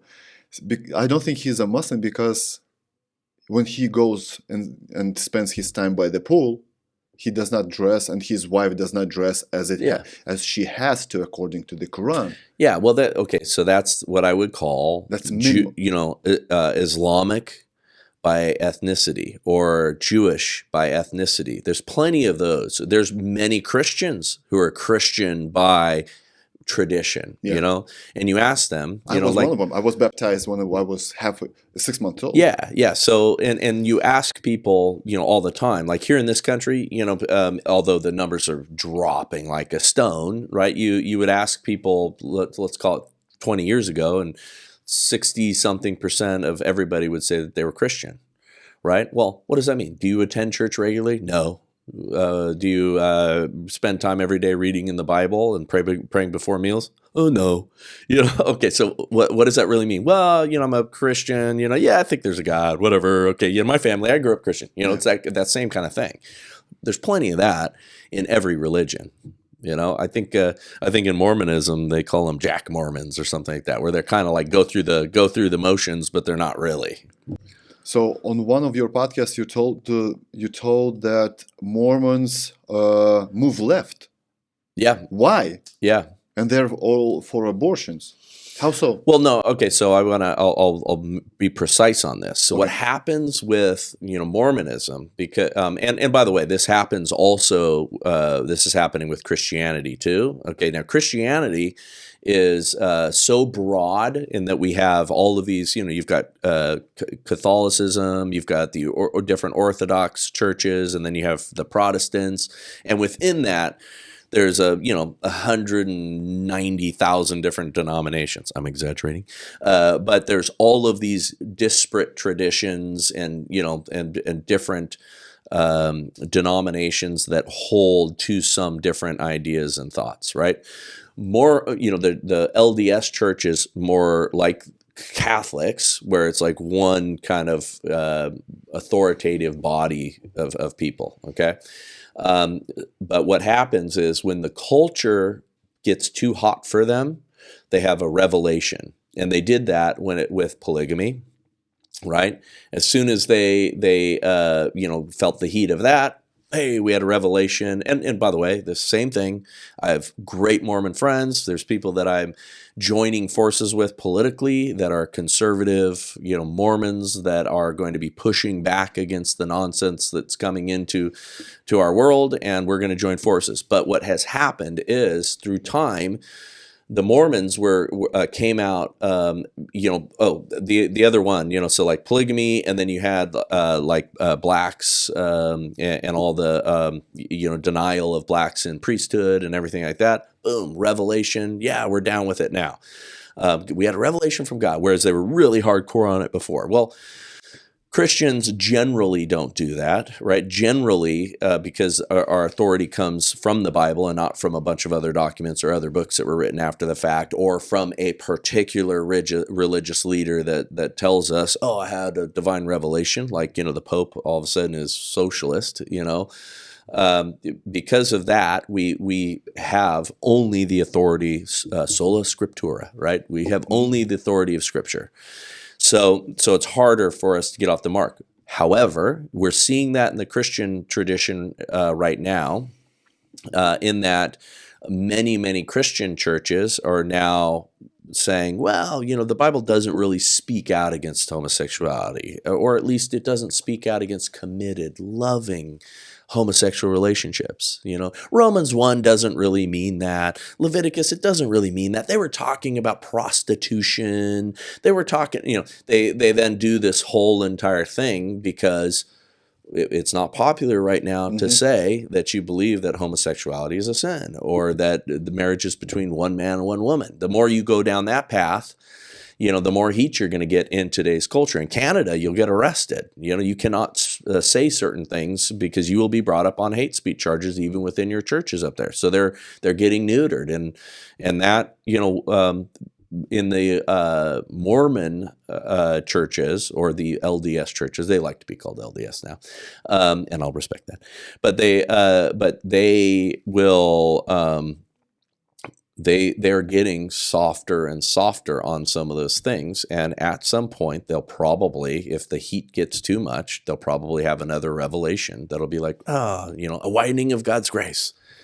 That's just the way it works. Yeah, but Mormons are not just like a regular denomination. There was a guy that was a leader. He was Yeah, I mean, writing the book. yeah, Joseph Smith, and I'd encourage you to dive into this stuff. There's a great book that did a good job. It's an awesome read called Under the Banner of Heaven by John Krakauer. John Krakauer was a writer. He wrote as a journalist for Outside Magazine, and he wrote this great book called Into Thin Air, which was on the Mount Everest disaster, 1996, I think, something like that, which was the worst year that they had on the mountain of deaths. And he writes this whole expose on it. Well, he also wrote this book. He's a talented writer. He wrote this book called Under the Banner of Heaven, and he researched Mormonism, or the LDS Church, in great detail, preparing for this story. And the story was of these two fundamentalist brothers, and the fundamentalist branch of the LDS still engaged in polygamy. They were still doing some really radical things within that branch of the LDS Church. But in order to get the details about these two brothers and this court case where they murdered their sister-in-law and her baby, terrible murder. Awesome book. But in that book, he writes, and I recommend it because it's just fascinating story, but he writes so much of the history of the LDS Church, and he goes into great depth and detail researching Joseph Smith and his background and all the controversies surrounding him and all the inconsistencies, and he points out things not from a religious perspective, because the guy's not a Christian, but he's just laying out all of the impossibilities of things and the inconsistencies of things, okay? And we're not talking about miracles and things like that, because obviously there's miracles and things like that in the Bible that we can agree on. We're talking about the silly little things that if it's man-made, if it's man-invented, man can't think of it all, right? We can't get it all right. What about the underwear? Yeah. But one of the things that you come away with is how much of the early founding of the LDS Church was just purely informed by Joseph Smith's libido. His sex drive was one of the main things that formulated, that. But that's true of Muhammad as well. Oh, yeah. He had 11 wives. The sex drive is powerful. It's also the reason why we build skyscrapers. And, when properly channeled, a male sex drive is a beautiful and wonderful driving force in everything that you do. But not when you have underage wives. But even back then. But you will see it in a number of different religions. I mean, the Catholic Church, the problem with Catholicism, the core issue with Catholicism that I think is core beyond all others, because I know Catholics that God bless them, they are going to heaven. They love Jesus, okay? They've gotten some things wrong. There are some things that are way off kilter. The Pope is not the answer. There's some big issues there, but I love some of my Catholic brothers and sisters are true brothers and sisters. I know it. They love Jesus, and they're getting some things wrong, but they love Jesus. And the number one thing that Catholicism gets wrong is the priesthood, the celibacy. Okay, yeah. Men are not meant to be celibate. Now, Paul, when he's talking about wishing, if you can be uncumbered like me, right? Uncumbered and 100% dedicated to faith, hey, great. You know why that's great? Is because you will be unencumbered and you'll be able to dedicate everything in your energy to this pursuit and to evangelizing the world and making disciples of the nations, and you'll be able to do this. However, most people are not wired like me. So get married. It's better to be married than to burn, right? But they took that and a few other things, and they made that like, okay, all the priests are intended to be celibate. Well, what's happened is, I mean, the Jesuits, are like the homosexual order. They used to be the badasses. They were like the special forces in the Catholic Church. Those guys were. I mean, watch The Mission or some of these awesome movies that recount some of their exploits over the years where they went into these countries, and I mean they were hard men. Over time, like many other things, it got corrupted, sure. and there is credible information that 65% of men going into the priesthood are running from homosexuality and same-sex attraction. That's a problem. Okay, that's why you saw so much proliferation of pedophilia and sexual abuse cases and things like that amongst priests, and it was always little boys and things like that. Now people are going to freak out and say that I'm equating homosexuality and pedophilia, but no, there is a sexual depravity and a wickedness that develops in men when they cannot properly channel their sex drives. The sex drive doesn't exist. I mean, doesn't disappear. It doesn't cease to exist. But why it's almost always boys, not girls? That's homosexuality. Well, yeah, and again, there's a whole host of things that I can hear people screaming, on the other end of this right now, because no, they aren't always the same thing, right?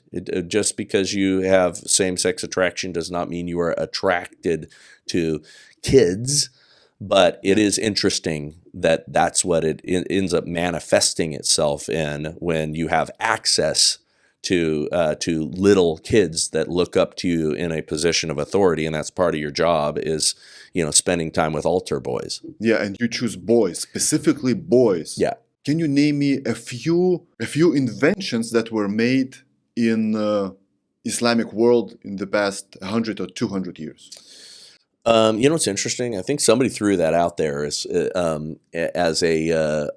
list. I mean, coffee, I think, was one of them. There's been many that you can point to. I mean, the Islamic world is not without its geniuses. That's why I told you in the last century, in the last 100 years. Oh, in the last 100 years? Because the world changed. No. Yes, it did change. It did change. No, in the last 100 years, partly because many of those Islamic countries and the countries in the Middle East became just like Russia. It became solely dependent upon oil, right? That you're not seeing a whole bunch of inventions and things like that come out of them. But I do think that it's I'd be theorizing as to why. But you had a point that you were going to make there. Yeah, so Russians had no inventions in the 20th century as well. Yeah. Is that like a coincidence? No, I think it's oil.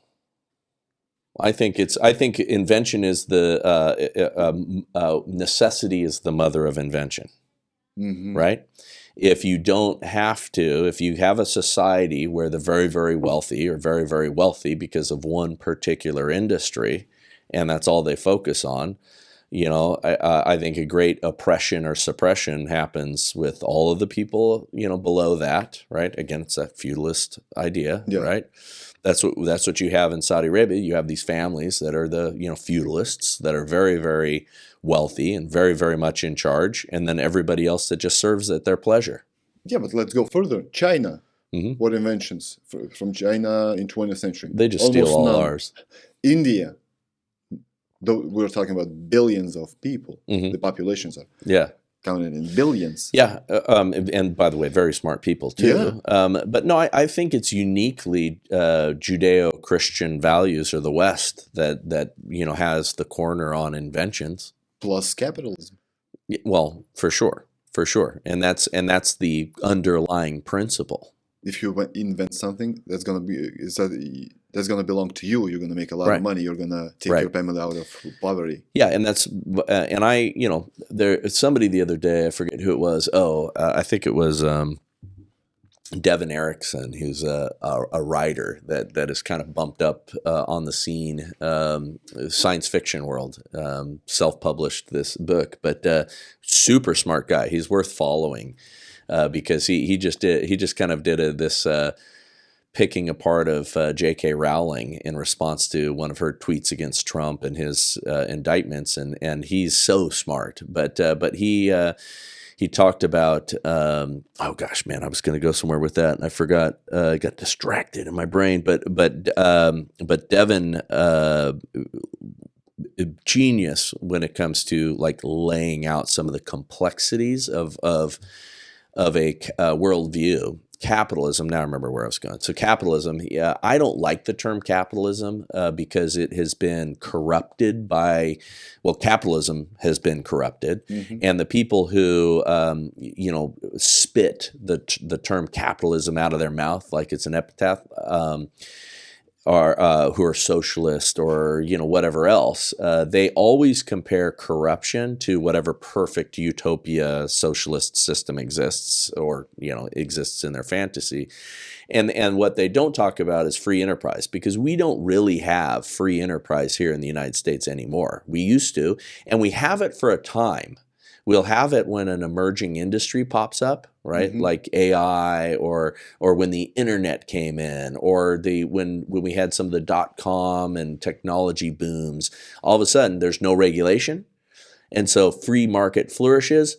Boom, a bunch of people get wealthy, some amazing inventions come out, and then the government goes, whoa, whoa, whoa, whoa, we need to get our beak wet, and then they start regulating it like crazy, and then it all kind of dies down, and it becomes harder and harder to do things. Yeah, but how about having those huge companies that are worth trillions of dollars, and they can spend almost a lot of money on marketing? There's no chance you're going to invent a new phone or produce a new phone. No. I mean, no chance. Talk to Eric Prince, who's trying to do that right now. Oh, yeah. It gets harder and harder because, by the way, when I say corruption, that's what I'm talking about. The corrupt big corporate concerns get in bed with the government.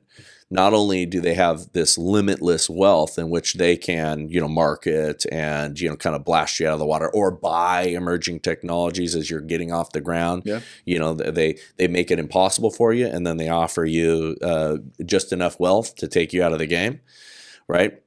Then they get in bed with the lobbyists, which we talked about in the prior episode, and they come together and come up with schemes to prevent you from being able to even get your deal off the ground that might particularly compete with them. Well, those companies are worth $1 trillion only because we think they are worth. Yeah. Those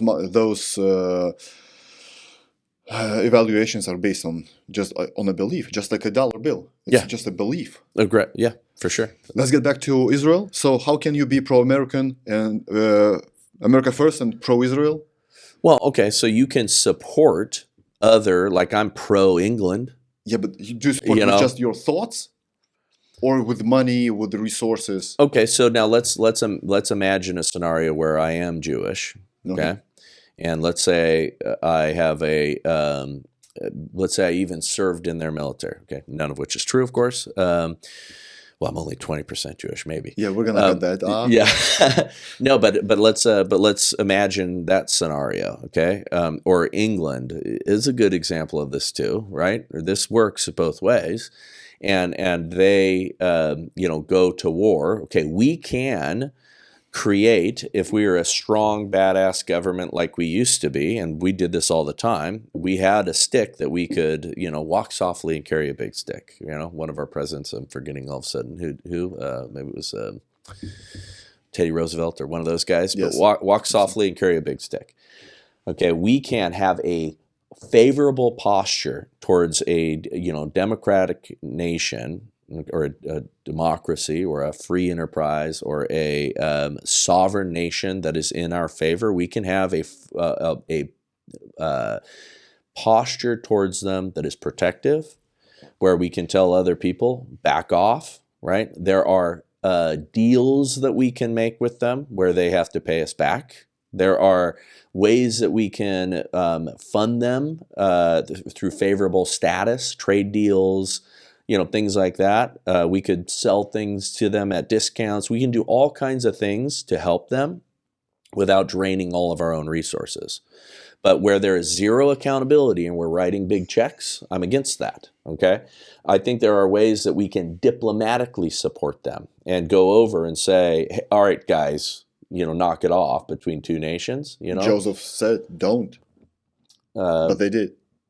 Yeah, because he does not have a track record of strength, but like we said already earlier, it was in his best interest. Because what conversations went on behind the scenes? We don't know exactly what was said. We don't know what was secretly done over here. There's all kinds of things that they're doing to encourage things that that get what they want at the end of the day. That's why I mean, Trump just had a posture of aggression, and we didn't get into the messes we got into. So in regards to Israel and Palestine, it's just like I'm in this place where with Russia and Ukraine, I feel bad for both Russians and Ukrainians, the civilians, Israelis and Palestinians. Same. I would love for those wars to stop right away.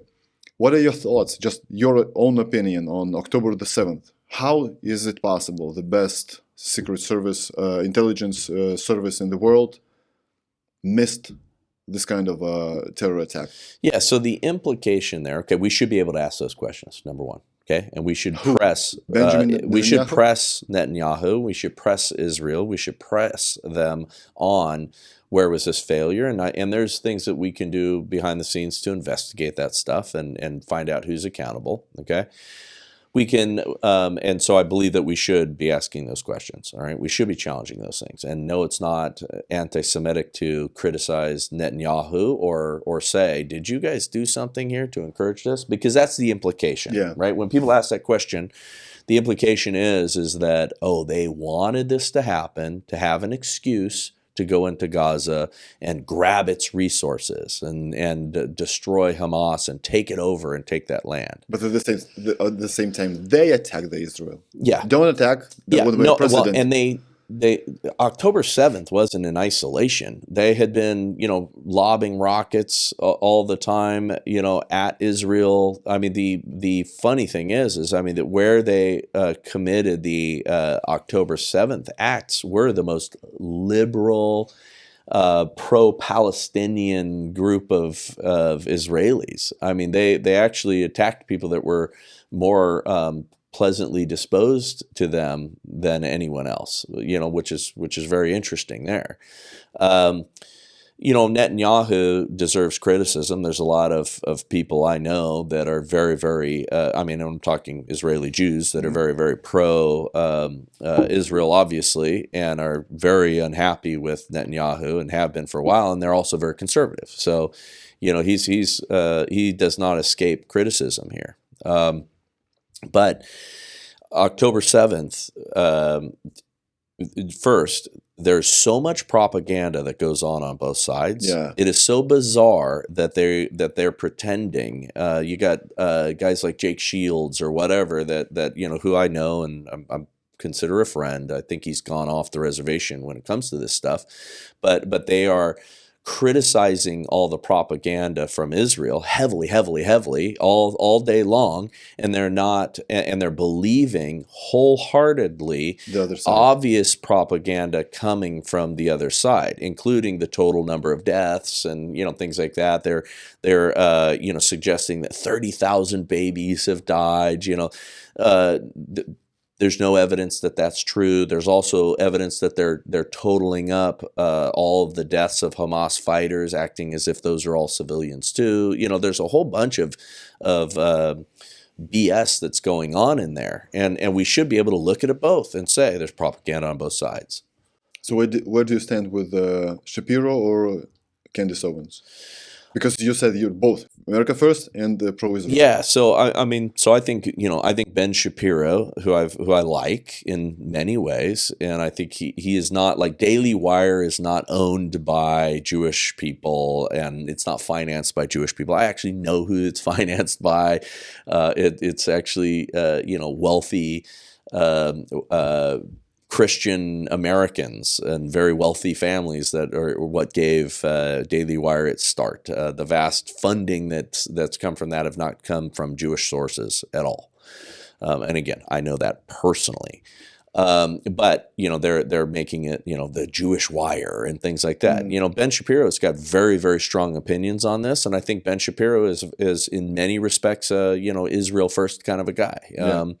And I think that I'm okay with him having those thoughts and opinions as long as those thoughts and opinions are transparent and it's out there. And I think it is with him. I think he says what he says very clearly. I think he gets I think he gets out over his skis. I think people in the Jewish community, that if you do criticize Israel, or you do criticize Jewish control of certain industries, or you even identify that that's a possibility, or you question that, and they go out of their mind, that is just the same equivalent of black people calling everything that you do racism. If you were to say that black culture's got some issues that it needs to deal with, then and you you're racist, all that stuff. Okay, that happens in the Jewish community as well, and we need to take a breath there, guys. And again, I'm as a Christian man and a very good friend of very wonderful people who are Jewish. I think we should be able to, all of us, talk in, real facts and talk calmly about these things. Where do you think that this is going to end? After elections? You know what? If there is a scenario in which I could see Donald Trump coming in, and again, with his vibe and his leadership and his negotiating capabilities, which is inarguable. He was very effective, and there are world leaders that said he was very effective. I mean, he's our strong man, and sometimes a strong man can very quickly change the temperature of things and get the right people around the table and come up with something. And again, Joe Biden, who is not a strong negotiator, who's not strong in any respect, and who's just a puppet, is not going to be the guy that could end anything. So this year elections, right? Let's get back 24 years from now, in the past. Year 2000, there was an election there was a race between Bush and Al Gore. Mm-hmm. We are where we are now because Bush won that election. What do you think would happen if Al Gore won that election back then? Oh, I think we'd be further disintegrated in a lot of ways. And I'm not a fan of Bush, but we're competing against one deep state apparatus versus another deep state apparatus. Like the Uniparty. That the beginning of the Uniparty didn't happen 4 years ago. It's been an ongoing struggle. That most of us, because I liked Bush in a lot of ways, I was, young and naive. Of course, I'm listening to guys like Rush Limbaugh, who was way ahead of his time, who spawned, guys like Ben Shapiro and others who, came on the scene as political conservative talking heads. So I was savvy at the time, and I saw problems with the weapons of mass destruction stuff, and I saw disconnects between why are we going into Iraq, and why aren't we doing more targeted approach? Why is this such a big war? What's happening here? All that stuff. So I had those questions, but Al Gore.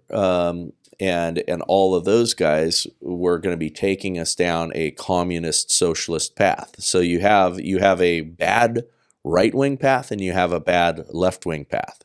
We'd be further down the bad left-wing path, in my opinion. Yeah, but if there was Clinton for 8 years, then from the same party, from the Democratic Party, we got Al Gore. Mm-hmm. Why he was so socialist and so communist? In comparison to Bill Clinton. So Bill Clinton, I talked previously about how charismatic Donald Trump was. Bill Clinton was his equal on the other side in terms of his charisma. And Bill Clinton actually did some good things because we had a very conservative Congress, actually, and the conservative Congress, Bill Clinton kind of knew how to compromise and knew how to figure out, okay, hey, I'll give them some things. And you had Newt Gingrich and the New Deal, whatever, mm-hmm. 2.0, I forget, Contract with America, or one of those sort of things that they came up with. And so there was back in those days, there was still a little bit more of these safeguards. You got too far to the right, the left pulled it back. You got too far to the left, the right pulled it back. And so you had that kind of still in operation then.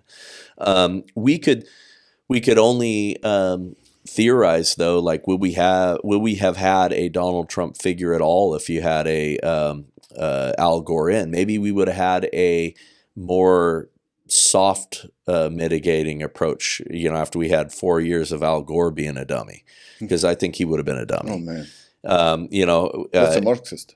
Yeah, he would have been very destructive, but we might still have had a little bit more of that left versus right tension. It's losing that because we lost that got so wide and so far to the other sides of the extreme that we kind of lost some of those natural guardrails. That natural tension ceased at some point. And I'm not sure at what point it did, but it kind of just went away. If Al Gore was the president, do you think 9/11 would happen?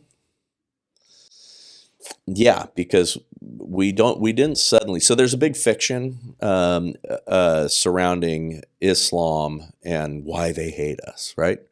There's this idea that it was our historical interventions as America specifically that created these conditions that caused them to grow to hate us and all that stuff. And they don't go back to the fact that, no, we've always been at war with Islam and going back to 13th, 14th centuries, early times in America, the Barbary pirates, the Battle of Tripoli. I mean, all of those sort of things were those wars against that tension that right now I think is growing again. We've always been at war there. So them hating us and them committing a 9/11 or some kind of atrocity or some kind of major terrorist act was in the cards at some point. So you give zero chance 9/11 was an inside job? I don't. I think it was more complicated than what the conspiracy theorists are saying. Like, I believe that there are some things that definitely look like they need to be questioned. Mm-hmm. I've gone down that rabbit hole a little bit. I'm not. I am not opposed to identifying the monkey business there, and there are better people on the show, better people to have on the show than me to go down those paths. You see, how I view 9/11 is the same how I view the Bible. There are people that like 90% of the Bible, but 10% they don't like. They're like, okay, so I'm going to keep a blind eye on that part of the Bible, but I'm a Christian. Right. So the same thing is 9/11. I believe that that's not an inside job, but when you see building 7, building some, and you're like, yeah, but even if this small part does not align, it means something. Yeah. That can't be true. No, and you and I are probably very similar. And I've seen so many things that I thought were, okay, let's take the moon landing for a moment. Not to get too wild. That was the next question. Oh, that's funny. The moon landing as a conspiracy. So people will take evidence of them filming certain things, on sound stages and all that stuff, which I believe is credible. Some of that stuff looks like they faked certain aspects. But how much of that is they did the act, they landed on the moon, they faked certain aspects for marketing purposes, never thought it could ever be analyzed beyond that, but they did it to make it this great thing for our nation, and they wanted to have better footage, and they wanted to have, how much of it is just as simple as that, as them, getting, what's the filmmaker? Kubrick? Yeah, getting Stanley Kubrick to help them, build some better footage. So I have mixed feelings. And I've got all kinds of buddies that are so into some of this stuff, and some of them are into. There's not a conspiracy theory that they are unwilling to believe. So I have mixed feelings. So if that was a fake one, right? Mm-hmm. That USSR would definitely know about it. They would expose, there's no chance America went to the moon, right? Yeah. But they didn't say a thing. Yeah. But at the same time, when I take a look at this photo, there is no chance this piece of crap got out of our planet and landed on the moon, and then got back to the Earth. Yeah, I mean, there's all kinds of things. What is that? There's all kinds of things that look at that, and you would say But I think there's a reason why I am not invested in too many of those is because the worst conspiracies that are affecting the most affecting us the most harmfully are right out there in the open. You know, like there's that they're hardly conspiracies because they're right in front of our effing faces. Yeah. So that's the stuff I concentrate on, and I consider some of those things sport. Like, you know how some dudes are so into it? Eddie Bravo, who's a classmate of mine, coming up through jiu-jitsu. Love the guy. And that dude is one of the most amazing inventors of jiu-jitsu technique too. And he was so into, and still is, right? And I think he's also a flat earther and, you know, all of that stuff. I mean, he Show me the photo. He is into it, right? And it is like a sport to him. It's like jiu-jitsu to him. I mean, he is all in at every aspect of these sort of things. I'm not that guy. Some of them have credibility. Some of them I can entertain. Some of them I go, oh, okay, I'll see where you come. Some of them it certainly does not wreck my faith in Christ. You know, very few of them actually contradict, or, you know, even including, I mean, flat Earth, there's Bible verses that suggest otherwise, you know, like we are a sphere. You know, there's other things that don't seem to fall in line with the biblical narrative, but like a lot of people who are swallowing the flat Earth theory stuff think that it says, it tells you that the Bible is actually true because of and they'll get into it. Sorry, guys. We got war that we're facing down, and I am more concerned about that than I am flat Earth. And you know, when God comes back, Jesus, you know, comes back, I'll ask him. You know what's crazy? So when you went to the moon, the USSR told me, oh, okay, so they went to the moon first. No, we're not gonna pursue that mission. Like, why? Well, I mean, yeah, I mean, it was one of those things that can bankrupt a nation, you know, pursuing these things, right? You know, tremendous amount of, you know, resources and energy and time and all of that. That was pretty incredible undertaking just economically. You know, I think we can't discount that. But yeah, I don't know. You know, the only weird thing is the fact that we just lost all the calculations and lost some of the technology because, you know, it's like, you know, yeah, it's just disappeared somehow. And there were multiple missions to the moon, not only one mission. Mm-hmm. And Indians and Chinese are going to the moon like nowadays. Yeah. No one gives a shit about it at all. Yeah. Like, yeah. oh, they're going to the moon. Like, isn't it a big thing? Yeah, it's pretty interesting. Maybe they're doing some stuff over there. I don't know. Building the bases. I don't know. Yeah, maybe there's some, you know, moon creatures that they don't want us to know about. Yeah. So you're a finance guy, right? I'm in the insurance business, which, you know, there's some, I mean, you could argue that it's in that world, but I'm not really a finance guy. Maybe you can explain to me two things: retirement funds and medical care. Let's start with the medical care is my expertise. So, you know, because I've been in the insurance business on the medical side of it for many, many years. So that I can get very deep on. Okay, so back in Lithuania, we pay 70 euros, equivalent to $70 a month. We can go to the doctors.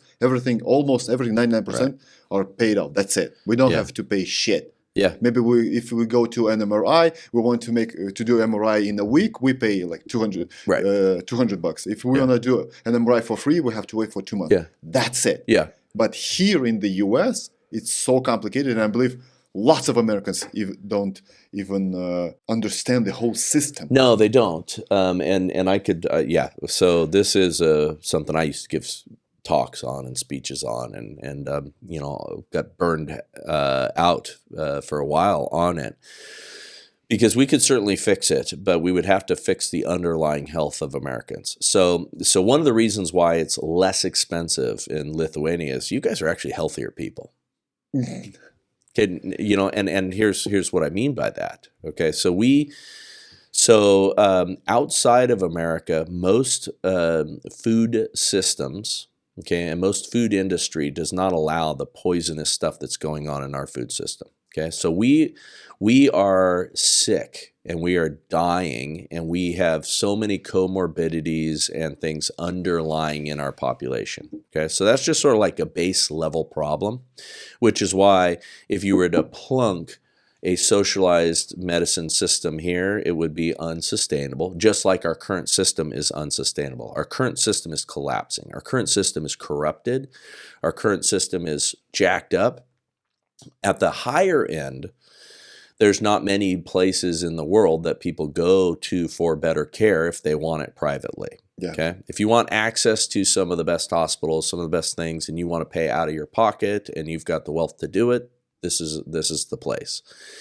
And this is also the place that has had some of the most advances in medical care and some of the biggest R&D budgets for research, and all of those sort of things have created a tremendous system that the rest of the world has relied upon, right? Like we invented, created, designed things, gave technologies, invented things that the rest of the world has benefited from that cost a lot of money. Okay, so there's a couple of these little like complicating factors. Here in America, they say that we have health insurance, but we do not. Okay, we have health assistance programs. We do not have health insurance. Partly because, and this is the insurance nerd in me, you cannot insure against what occurs and reoccurs on a regular basis, right? You can't insure the gas in your car, or the upholstery maintenance, or whatever else, right? You still have to care for your body. Mm-hmm. And yet what we've done is we have created a system where it is ensuring all of the normal and necessary body maintenance and body things that we have to do, right? Checkups, just our normal appointments, our normal, all of that sort of stuff. Okay. So we've created a system that also, if you had real health insurance, and health insurance works, by a principle of actually underwriting, right? So meaning that, we assess the risk and we price according to the risk. Okay. What we've done is said, we're going to keep that cost the same for everybody, even if you are digging your grave every day with your spoon or fork. Yeah. We're going to give you all this tremendous care. Yeah. Okay. And you'd have zero responsibility in that equation. So at the outset, we have like cultural problems that make our system far more expensive than it should be. And then we have this perverse incentive system where we are all about sick care. We're not about healthcare. Not preventive. Okay, people, these doctor groups, these hospitals are one of the wealthiest cabals. Hospitals, make so much money. They're massive corporations now at this point. And they're private, right? And they're private. Yeah, I mean, you do have some government hospitals, and government hospitals are where like a lot of the poor will go that don't have any insurance and don't have other options. And you have a government-run VA system, the Veterans Affairs system, that has all the hospitals in that system. So you have all of these like brokenness inherent within our system and zero accountability. And then you have the federal government during Obamacare, right? ACA, Accountable Care Act, came in and put on top of this super regulated industry that has all of these underlying issues and all of these perverse incentives and all that sort of stuff. And then you slap the federal government bureaucracy on top of it. Boom. And all of these new requirements, all this stuff. So you one example of that is we went from having 18,000, just approximately 18,000 medical billing codes. Okay. So you go into a broken arm.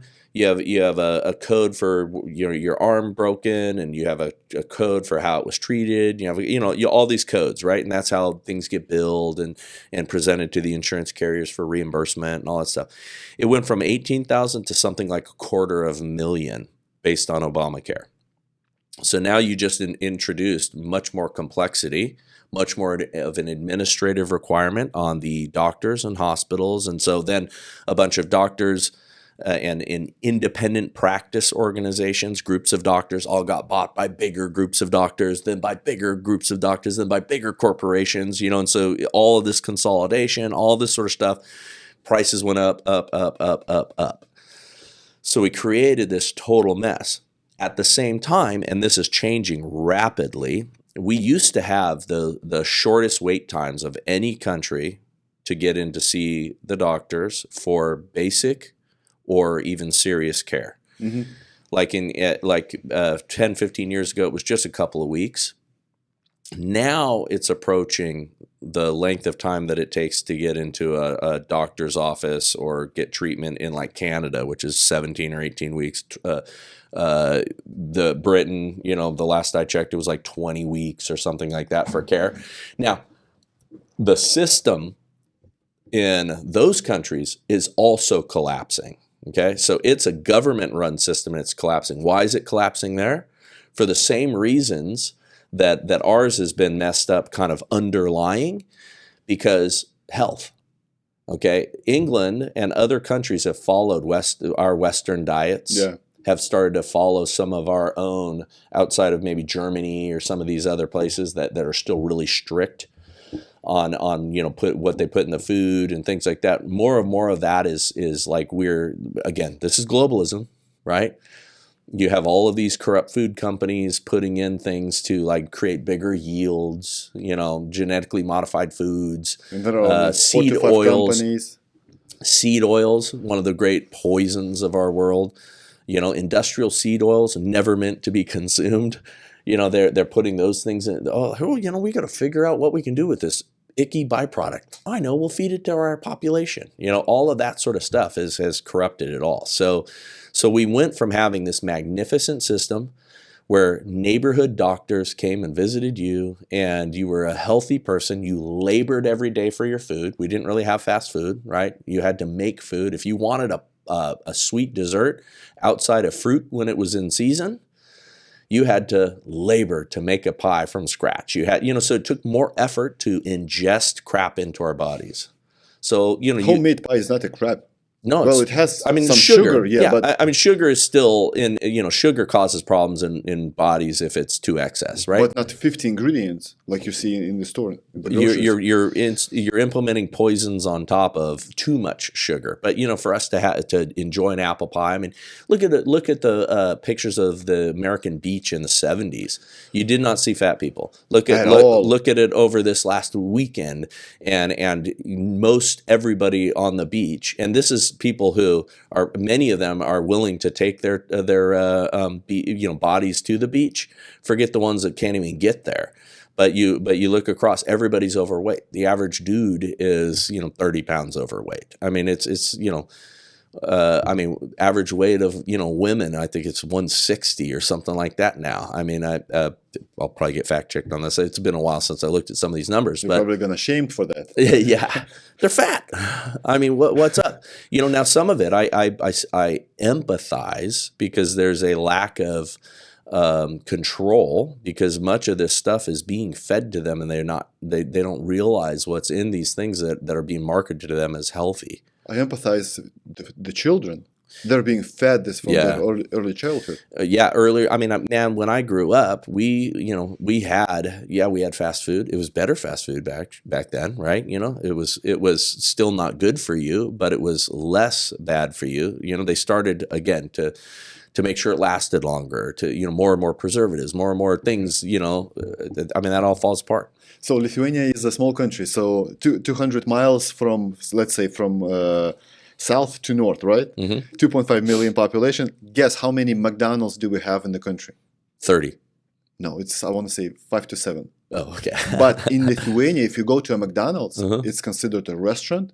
It's going to be clean. The food is way, way better than here in the U.S. Yeah, no, I believe it. Yeah, because, we just totally dismantled our standards. We just and this is the stuff that gets me depressed, is when I think about how many of the things are beyond our control because we just don't even know that they're doing it to us. Now I do, right? And you're aware, and you've got a wife who's a fitness person, and so we're thinking about these things, and we're exercising, we're getting after it in life, we're trying to watch what we put in our body. But the average person is just being told that this stuff is good, and they're swallowing it. Listen, I'm gonna repeat myself.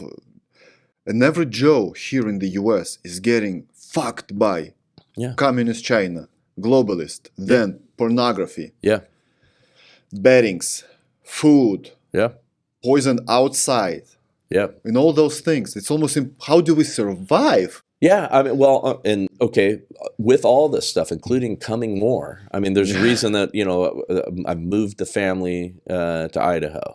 Tomorrow we're packing up the rest of our crew, and we're all going out there. I was the advanced team for the last few months, getting us settled there. But we're building community. You need to build community. You need to make it tight. And you need to have resources as close to home as possible, right? A lot of the food that we consume comes from far off. No, you need to grow your own food where you can.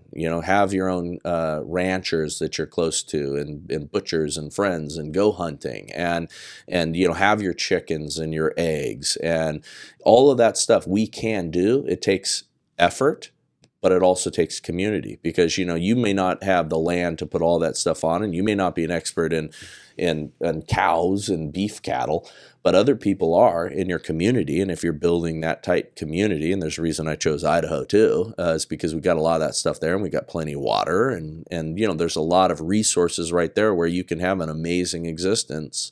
Oh, I've seen the map of Eagle. It's like water, water, water, water, everywhere. Oh yeah, my neighborhood, man, it's all over the place. Yeah. So you said a tight neighborhood, community. So that's even a bigger division. The ones who have no idea what health is like, and they're 400 pounds to 300 pounds, and you.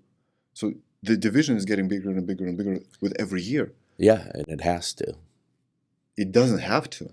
I think it does. I think it's a natural cycle. I think we need to kind of like get entrenched in these tight communities, and your community can be tied to other communities around the country and stuff, but you're going to have these pockets of people who are taking care of their families. You remember, when you have a generational problem, like I said in the last episode, it's a generational solution.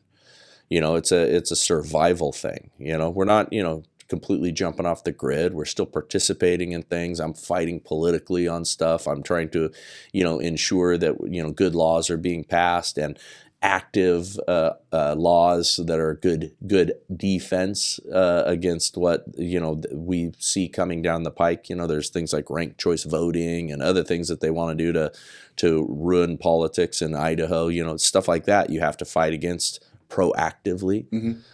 That's what we're about, and not retreating into the mountains and getting off the grid and never being seen again. So obviously the best option is start from you and from your family. So a friend of mine, a mutual friend of ours. So he met your daughter, and he called you, texted you to get her out. How is it possible in 2024? To text me and ask to date her? Yeah. And your daughter is 20 years old, right? She's 20, yeah. And I gave him a hard time. How do you keep those standards? Okay. I mean, that starts from when your kids are young.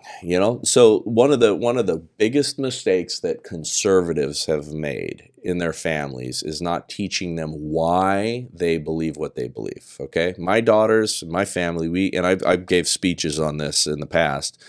But we would talk about why we believe, like you and I on this podcast. Okay, there's the reason that I'm able to talk about a lot of these subjects. Okay, it's because I thought about these things, right?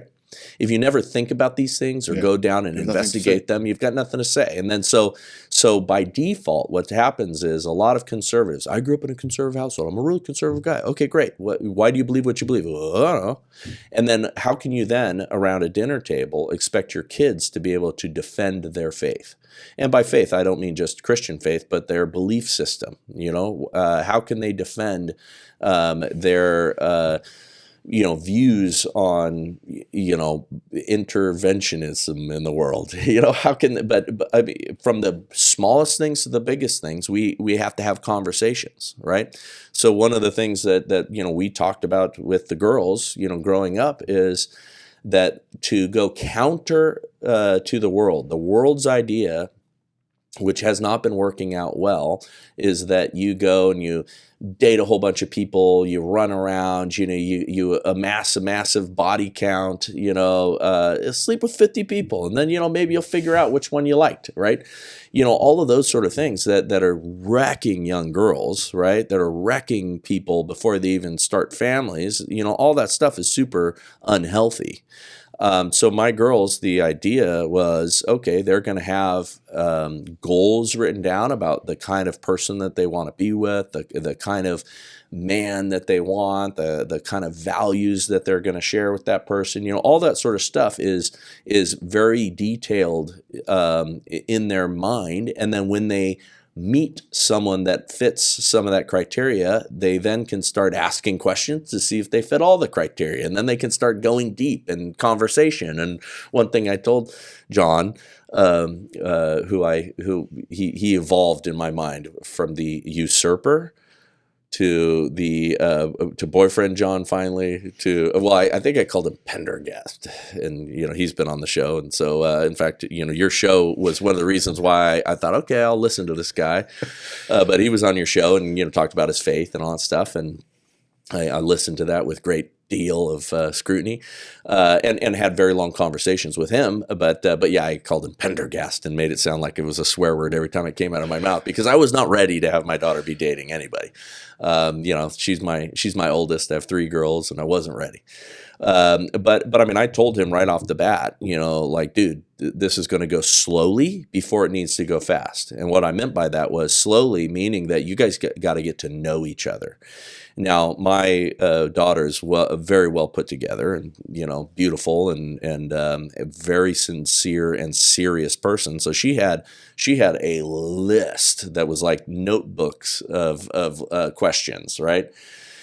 And asked, and she's a tough girl to date. Yeah, dude. But I mean, high value girl should be. Yeah. I mean, can you imagine how many gals who are good people have just thrown, all of that away by, jumping into bed with the first person that they meet, and then, having a kid, and then all of a sudden, oh man, I don't really like this person, and it's too late, right? That's not the way. Or how many have wasted their time, years, with somebody who was like, okay, and like, yeah, well, I guess that's all right. And then, 6, 7 years later, they've got nothing to show for it. And then they're breaking up, and, maybe they lived together for a few years, and now they're, arguing over custody of the dog. Mm-hmm. That's not the better way to go about it. We actually had a time where families got together, and, this is where John gave me the respect of asking me. I mean, I also created a fearSome reputation out there, which helped. 4th degree black belt. Well, yeah, and dude, all of those guys that were in the young adults ministry, Chad, who was on your show, is part of the leader of that young adults ministry, right? And they're all great people, but a lot of them came to my jiu-jitsu school, and I would savage them all. Like, I would murder them just because I wanted them all to be a little bit like, yeah, do not mess with his girls. I mean, I got 3 of the most beautiful girls in all the land, man.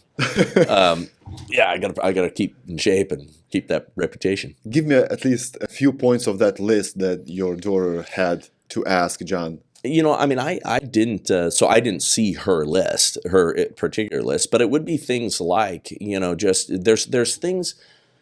I would sum it up into categories, because I've had these conversations. There's things on the list that are like non-negotiables about your belief system in the world. Are you a Christian? Do you love Jesus? What do you think about X, Y, and Z in terms of your faith? How do you express your faith? All of those sort of things, right? You start with those really big ones that are like, okay, he's not even a Christian, I'm out. I mean, right away. Yeah, well, yeah. Maybe he'll convert. Well, maybe she's going to convert. We're not Mormons. We don't believe in missionary dating, because that's not a good idea, right? And I'm giving my Mormon friends a little bit of bad time there, but there are people who think that that's a good idea. I do not think it's a good idea, right? Especially for a young lady, it's probably different for a guy, to be honest. Let's say you do find a young gal who's amazing in all these ways and you guys really jive and she shares a bunch of your values, but she's not really committed to the church. Invite her to church. Hey, I would like to date you. Why don't we go to church? Because a man is more likely to, if a man becomes a Christian and he's the head of his household, there's like a 98% chance that the entire family will become a Christian. If it's the other way around, there's very little chance. It's like in the 30% or something like that. The dude, doesn't generally follow his wife into that. But a strong leader, man, that man, because we are a patriarchy, that the leadership of that man will transform that woman. So I have a little bit different view there, but you better start dating her by taking her to church and saying, this is what I'm about, and be a leader in that, and be unashamedly so, and see what happens there. But don't knock her up, don't be violating that. And the props to John, he didn't get afraid of this. She really I did give him stomach issues for a little while, but I can only imagine if I was like look, I love this guy, and now like I put a lot of pressure on him, from the outset. But when he came to sit down with me and ask to marry her, which was just a month or so ago. At my cigar club, we sat down and smoked a cigar, and I knew why he's coming out. Hey, I'm going to come to Idaho for a week. What are you doing? I knew what was up, right? What do you want? It was about that time. No, so we sat down and we started talking about family, importance of family, and I complimented him on being a good big brother to my daughters, my other girls, because he has been really ministering and sweet to them too. He's been a good dude to them, and he's been awesome with my wife. All those sort of things. He's fit right into all that, and I was.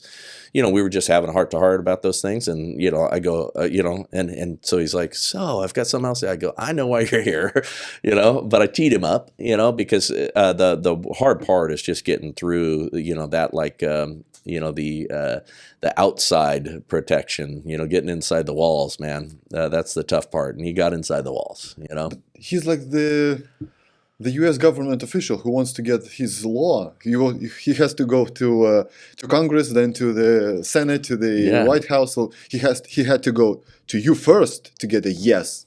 Yeah. Then he proposed to her. She said yes. So because you want, and again, being traditional, you want the blessing of the family, right? And I represent the family. Now, in that, Michelle, my wife, needed to get to know him, right? And so that was the first thing I said when I said, okay, here's how this is going to go.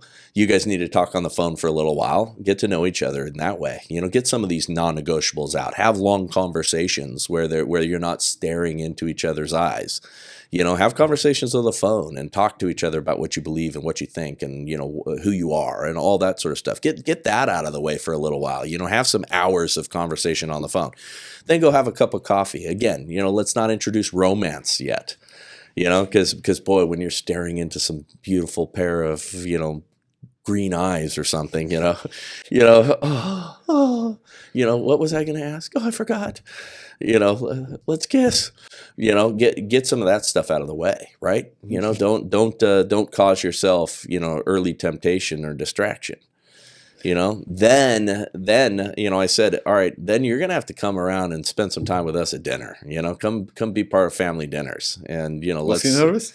Yeah, he'll say he was. I mean, he's a strong dude, and he's a fighter, and he's a stoic, and he's got some cojones to go Not through. in a jar.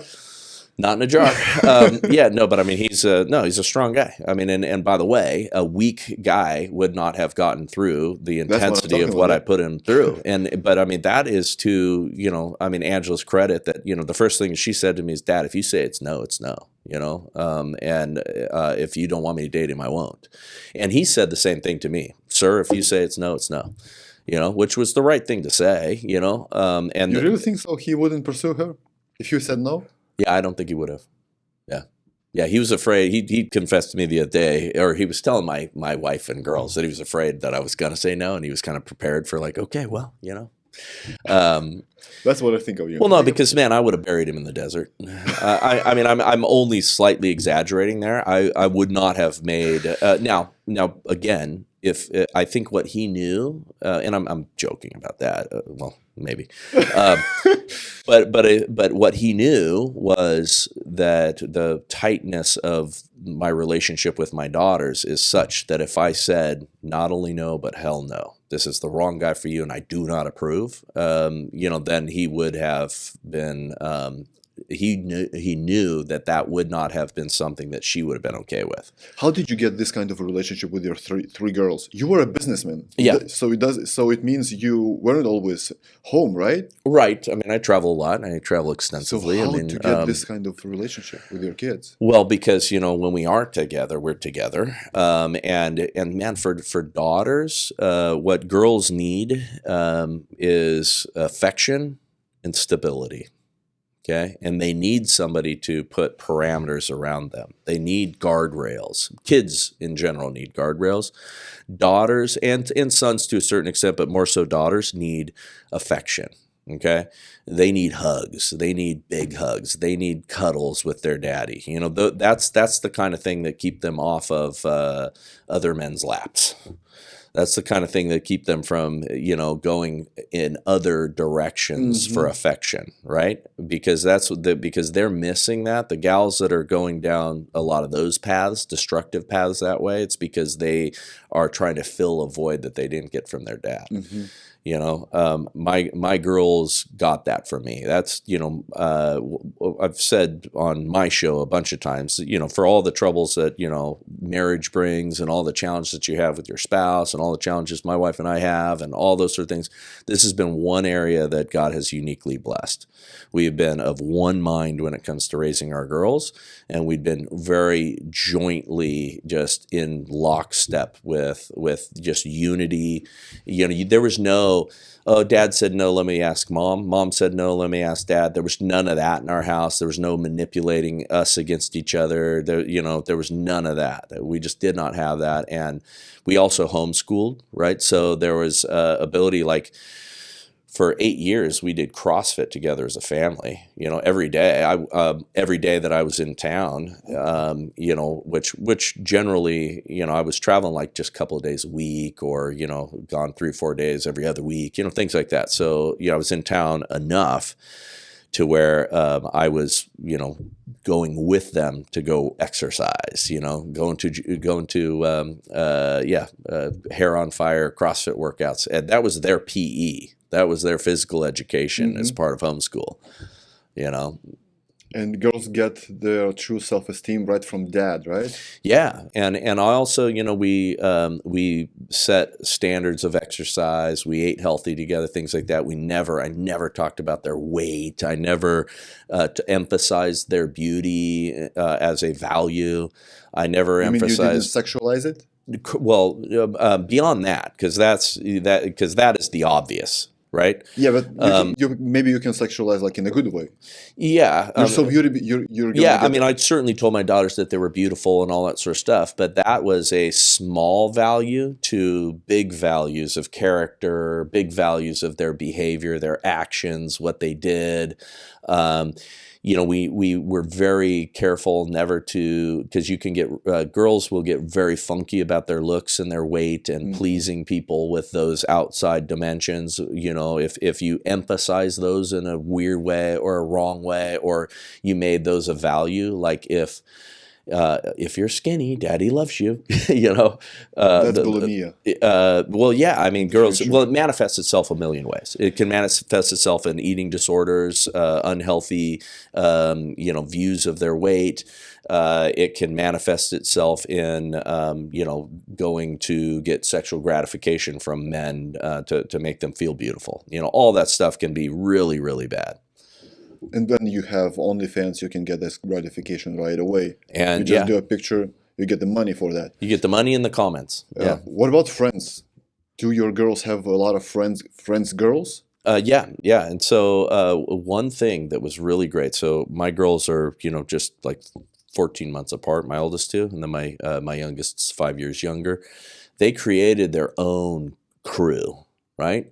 And because we homeschooled, because we also put them in very positive activities. We mentioned CrossFit, but they're musicians. They're high-level violinists. So they're professional violinists. My oldest two teach basic piano, violin, and then they also teach. So they have their own group of students, and then they taught at a couple of different schools at the same time, basic music and basic orchestra and that kind of thing. So, and then they would earn money, performances and performing at weddings and all that sort of stuff. But very, very talented musicians. They also sing. They play guitar. They play piano.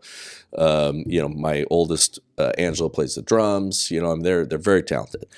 So they are around a lot of kids in those circles, and those circles were intentionally chosen. I didn't choose gymnastics. I didn't choose cheer. I didn't overemphasize other sports and things like that take away from the family and make it to where every weekend you're going to soccer games, or even on Sundays you're skipping church because you got the soccer tournament. I do not think that those are things that are of great value, and they're not certainly things of very lasting value. Can you learn in sports teamwork and some of those things? Yeah. You can certainly learn teamwork in orchestra too. Yeah. But I don't think those things are very valuable. And then they also done jujitsu over the last few years with me as well. And so, getting all of that stuff is very good. So there's circles of friends that came from that. And then I curate friends, and this is a recommendation I make for your listeners. You can't pick your family, but you can pick your friends, and you can curate people that you want to be friends with. Like, I want to be friends with you. Why do you think I invited you out to, come visit us in Idaho? Because you're a good dude. You're a guy that I would like to be friends. I curate friends, and when you're on my team, you're on my team, right? And I will do anything for you. And I find people that I like, that have great value, that fit within our circles, and I invest in those friendships. I mean, you'll get random calls from me because my rule is if you pop into my mind, you're one of my friends, I'm either shooting you a text right then and there saying, hey man, you're on my mind, I hope you're well, or I'm giving you a phone call. What's up, man? You came onto my mind. What's going on? What's happening?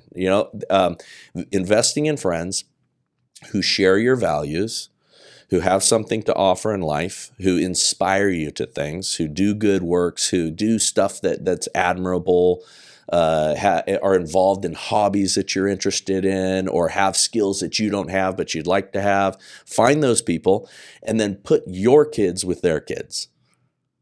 Because those people generally, and you have to be careful about it, you have to pay attention. People have different styles in the way that they raise kids. I have friends that have free-range children, who are just a little bit loose with things that I would not be a little bit loose on. Okay, well, we'll have a certain amount of depth there, but maybe I don't want them to hang out with kids who spend all their time online or playing video games or on TikTok, or so you have to be careful about that. But you curate friends, and you curate friends for your children too. Did you have any riots from the girls? Like, my friend told me this, or my friend's parents told me this. Why can't I? So my girls generally, because they were their own unit, like they were their own club. My girls were the leaders because, they were so close in age. They made things look fun. They were leaders. Like, my middle daughter is a very natural leader, and people follow her. And she would, from the very youngest age, would go off over there and be playing and doing something cool. And other people would be like, wow, what is she doing over there? That looks really cool and fun. And I think I'm going to go over there and be with her and do what her activity is. So my girls kind of created that thing where they, in the neighborhood, with all the friends, they would invent things. They weren't sitting at home on the TV. They would invent they did wagon train, and they built this, wagon and all of these things, and they would drag it around the neighborhood like they were, part of the wagon trains across the United States, and they'd stop at everybody's houses for supplies, and they would spend a whole day or two, playing old fashioned days or wagon train, or they would film these elaborate charades and movies that they'd invent and write. And, it was really positive, fun activities. And they would get all of the friends in the neighborhood to do it too. But did you intentionally make them to be proactive? Well, what we did was we didn't give them nonsense, passive activities at their disposal. Like, we didn't just automatically, plunk them. I was at one time we went out for my wife's birthday to Ruth's Chris Steakhouse right around the corner from here, right? And my favorite steak, still to this day, it's a buttery steak. But anyway, so we How dare you? yes. Insects. Yeah, I should be eating insect protein now. But anyway, so we sat down and we had like 4 or 5, and I'm not exaggerating, it was probably 5 people, patrons, also having dinner there, or the wait staff saying, wow, man, your girls are amazing. So they were like 9 and under at that time, right? So, maybe Abby was 4 or 5, but they all ordered their own meals, looking at the waiter or waitress. I would like to have a petite filet, medium rare, please, with, looking them in the eye, describing what they want, answering the questions, all that stuff. We sat around the table and they engaged us in conversation about the latest pieces that they were learning and who their favorite composers were, because they're deep into the violin thing. And so people are overhearing these articulate girls talk about their favorite composers and why they liked certain pieces, as we're having just normal other conversation too. We're not all nerdy all the time. But they're talking about books that they're reading. We're having this fun conversation, eating steak for my wife's birthday. The only other kid in that entire place that didn't have a iPad in front of their face watching a movie with headphones on was Adam Sandler's kid. And Adam Sandler was sitting just a little ways across from us, and his kid and him were having great conversation, just the two of them. He was fully 100% in. And it wasn't, and the reason I noticed this is because I was like, wow, okay, yeah, we've done a good job, but why is this so remarkable right now that people are going, I was listening to your kids, oh my gosh, it's so great, what a good job you guys are doing? Because I just looked around the restaurant and every other kid in there was locked into some kind of a screen. Mm-hmm. What about boys? If you had boys, would you implement the same thing? Like, don't have sex with a girl prior to wedding? Well, yeah. I mean, the standard should be the standard. It doesn't change whether it's not a sexist. Yeah, that's right. I'm an egalitarian. So the same rules apply. No, because I mean, what you're setting yourself up for is very important there. I mean, but with boys, man, boys need to get energy out. Boys need to channel their energy. Why do you think the schools are so bad for kids? Boys sitting there at these desks being told that they need to be more feminine in the way that they are quiet and sitting, and more attuned to feminine ideas in a classroom, when boys should be out there getting their hands dirty, doing things physically, burning energy. That's why I'm a big believer in boys and girls in jiu-jitsu, but boys especially need rough play. They need all those things that channel them. And then I'm about getting married quickly. Again, we said earlier, society has perverted all that stuff to everybody's waiting, and it's not working out better. Everybody's, waiting until they're much older and they've got high body counts, and they've got, they've spent some of their best, most, virulent, vigorous years wasted. Yeah, but at the same time, boys, they can't sit quiet in a classroom. They get diagnosed with the ADHD. They pump them with the pills. Yeah, horrible. That's horrible. Yeah. So this was natural like 60 years ago. Mm-hmm. What happened that this became unnatural at all? The hippie movement? What happened? What was awakened? Feminism. During the hippie era? So, I mean, well, the roots to what we have go way back. So it's not just the hippie area. Most of these seeds get planted, decades ago. You have, administrators of education and, the Department of Education and things like that. I mean, there's a lot of people that believe, and I do too, that, we were building factory workers. So let's create these school systems to get people to just, sit there and by rote do their job and memorize things. We went away from classical Christian education.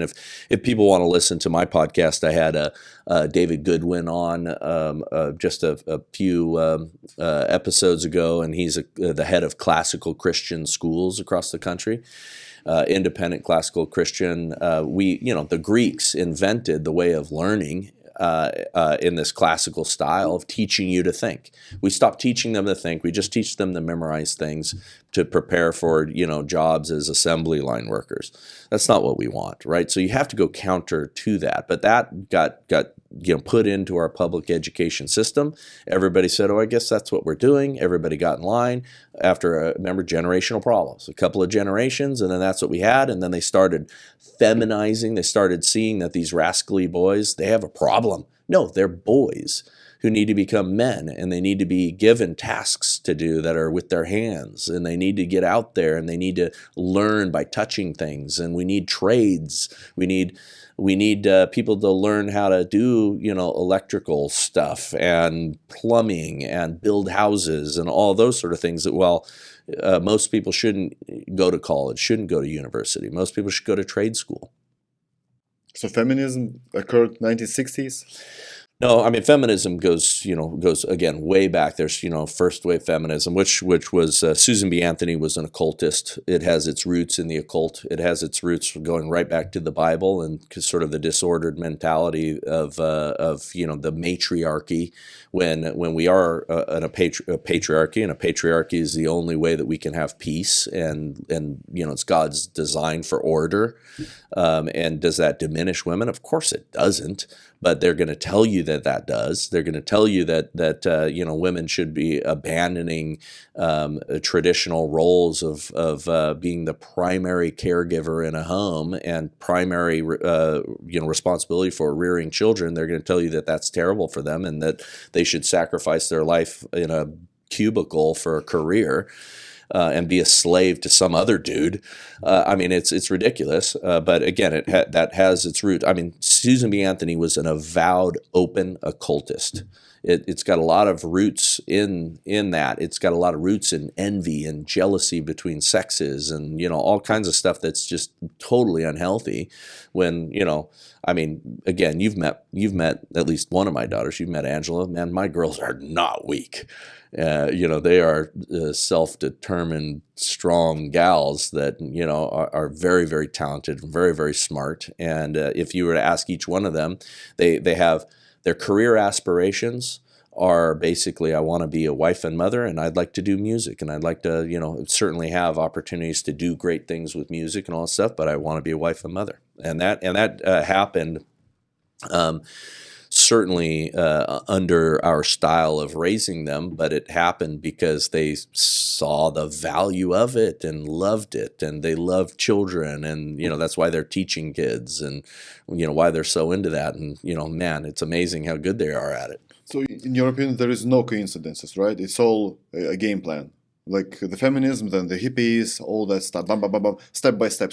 Because let's take, I want to say 20 years ago, and I was thinking of 1990 something. So Yeah. Let's have 30 to 40 years ago, the movies, we didn't see any gay scenes. Right. Right now, it's like you can't even find a movie without a gay scene. Oh, I mean, if you just went by what you saw in commercials or Hollywood or at magazine advertisements, you would think that every other person is gay. Yeah. Or transgender or queer or non-binary non-binary. or something, every other person. I mean, they've done that so intentionally to us. And you would also think that every singular burglar on the planet is a white dude, because they've gone so much into conditioning us for certain things. So all by plan. Yeah, Everything is designed. Yeah, and now is it designed by man? No, I mean there's spiritual forces. We're in a world that's battling spiritual forces. We wrestle not against flesh and blood, But- man. Principalities. So let's get back to that last question that I had on my podcast the first time. You become a president, you get the first question, right? You become a president, what's the first law that you implement or you change something? What's the first action that you do? Ooh, boy, that's a good one, man. I wish I had that one in advance. Because I think there's, I'd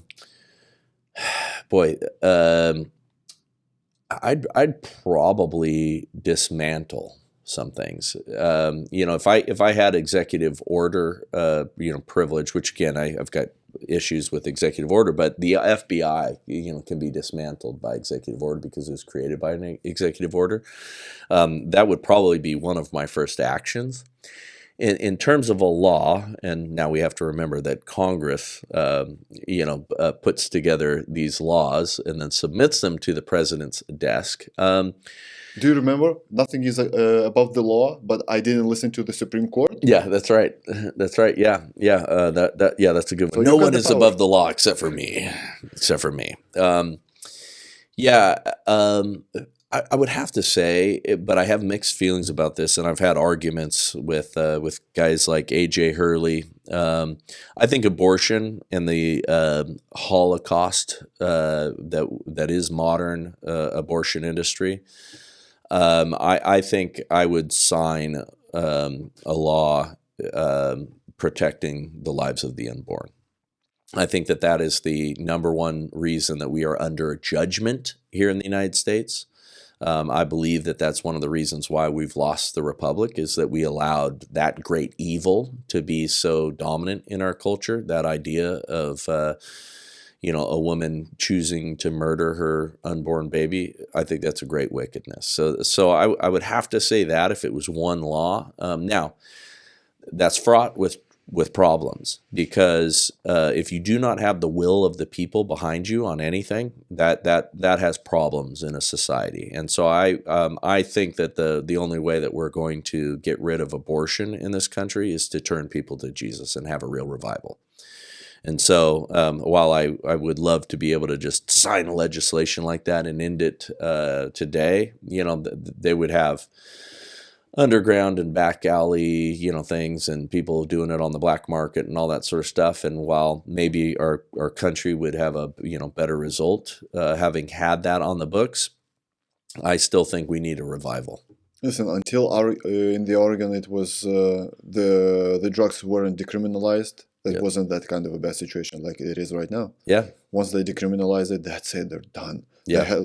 The gates of hell were opened. Yeah. And it's funny because there's still places and people that haven't learned that lesson, even though we saw that experiment take place. I was more of a libertarian when it came to some of the drug laws. I mean, I didn't want open air drug markets. And so I wouldn't have ever gone as far as Oregon did, but it changed my mind on that, witnessing what's happened all over the places we've relaxed the laws on drugs. And I think, death penalty for, drug traffickers is a thing that I could go for. Do you think there is a law or an action that the president can do, you could do, being a president, that got you killed right away? No, because I don't think it's very easy for them to kill you right away these days, which is why we've seen the thing that's gone on with Trump, because he did what would get you killed, which is it's what got Nixon out of the White House. It was, you go against the deep state. You start telling them that they're not in charge and we the people are in charge. Putting the power back into the hands of the people is what gets you killed by the deep state. But Nixon took the U.S. out of golden standard. Yeah, no, Wasn't that deep state stuff? That was bankers stuff. I think there's the administrative state and there's the oligarchs, and the administrative state does a lot of the bidding for the oligarchs, and the oligarchs with the bankers and all that stuff wanted us to, have a different style of monetary system so that they could get very wealthy and have a lot of control. So I think those are two different things. And Nixon was very popular. And he had some great things about him. He wasn't, by any stretch perfect, and we've never had a president that was. He ended the Vietnam War. Yeah. So the last question, do you think the humanity can handle the truth, just like in the movie? Well, I think we individually have a trouble handling the truth. One of the greatest things that's a struggle for people, and I can tell you the difference between a healthy person or a person who's on the way to health versus a person who is unhealthy is, can you tell the truth about yourself internally, right? Yeah, agree. Are you truly self-aware? Mm-hmm. Can you look at yourself? Like, I can look at myself, dude, and if we get to know each other deeper, I can tell you what my sins are. I'm not in denial about anything. Amen. And I thought that everybody was like that, that like, deep in our secret heart, we know the truth about things. There's a lot of people that are so deceived about who they are, and facing the truth about who they are and just admitting that they've got some things wrong with them, or admitting what those things are, that would shatter their brain. And I think that there are people in this country that if they are told the truth, it will shatter their minds, right? If all of a sudden, let's say, for instance, like I do not believe that we have aliens, like all these sightings are aliens. I believe that they're demonic spirits or the spirit world that we get a glimpse of.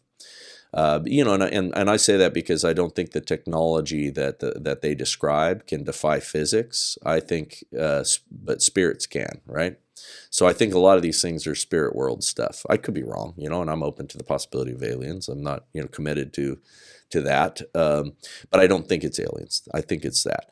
I think if people knew that this really was spirits, a spirit world, or witnessed that, or knew that was the truth, or let's say the government came out and told us, or told the president, and the president came out and shared all that evidence with us, and we saw spirit beings and all that stuff, I think some people's minds would break. Yeah, but last year they were showing us the footage. We were like, oh, no, forget about it. Yeah, like aliens. I think, because people do continue in denial, but I do think that, what degree of evidence, maybe there'd be no degree of evidence that could ever be displayed now because we're too jaded and we're too used to AI or Photoshop.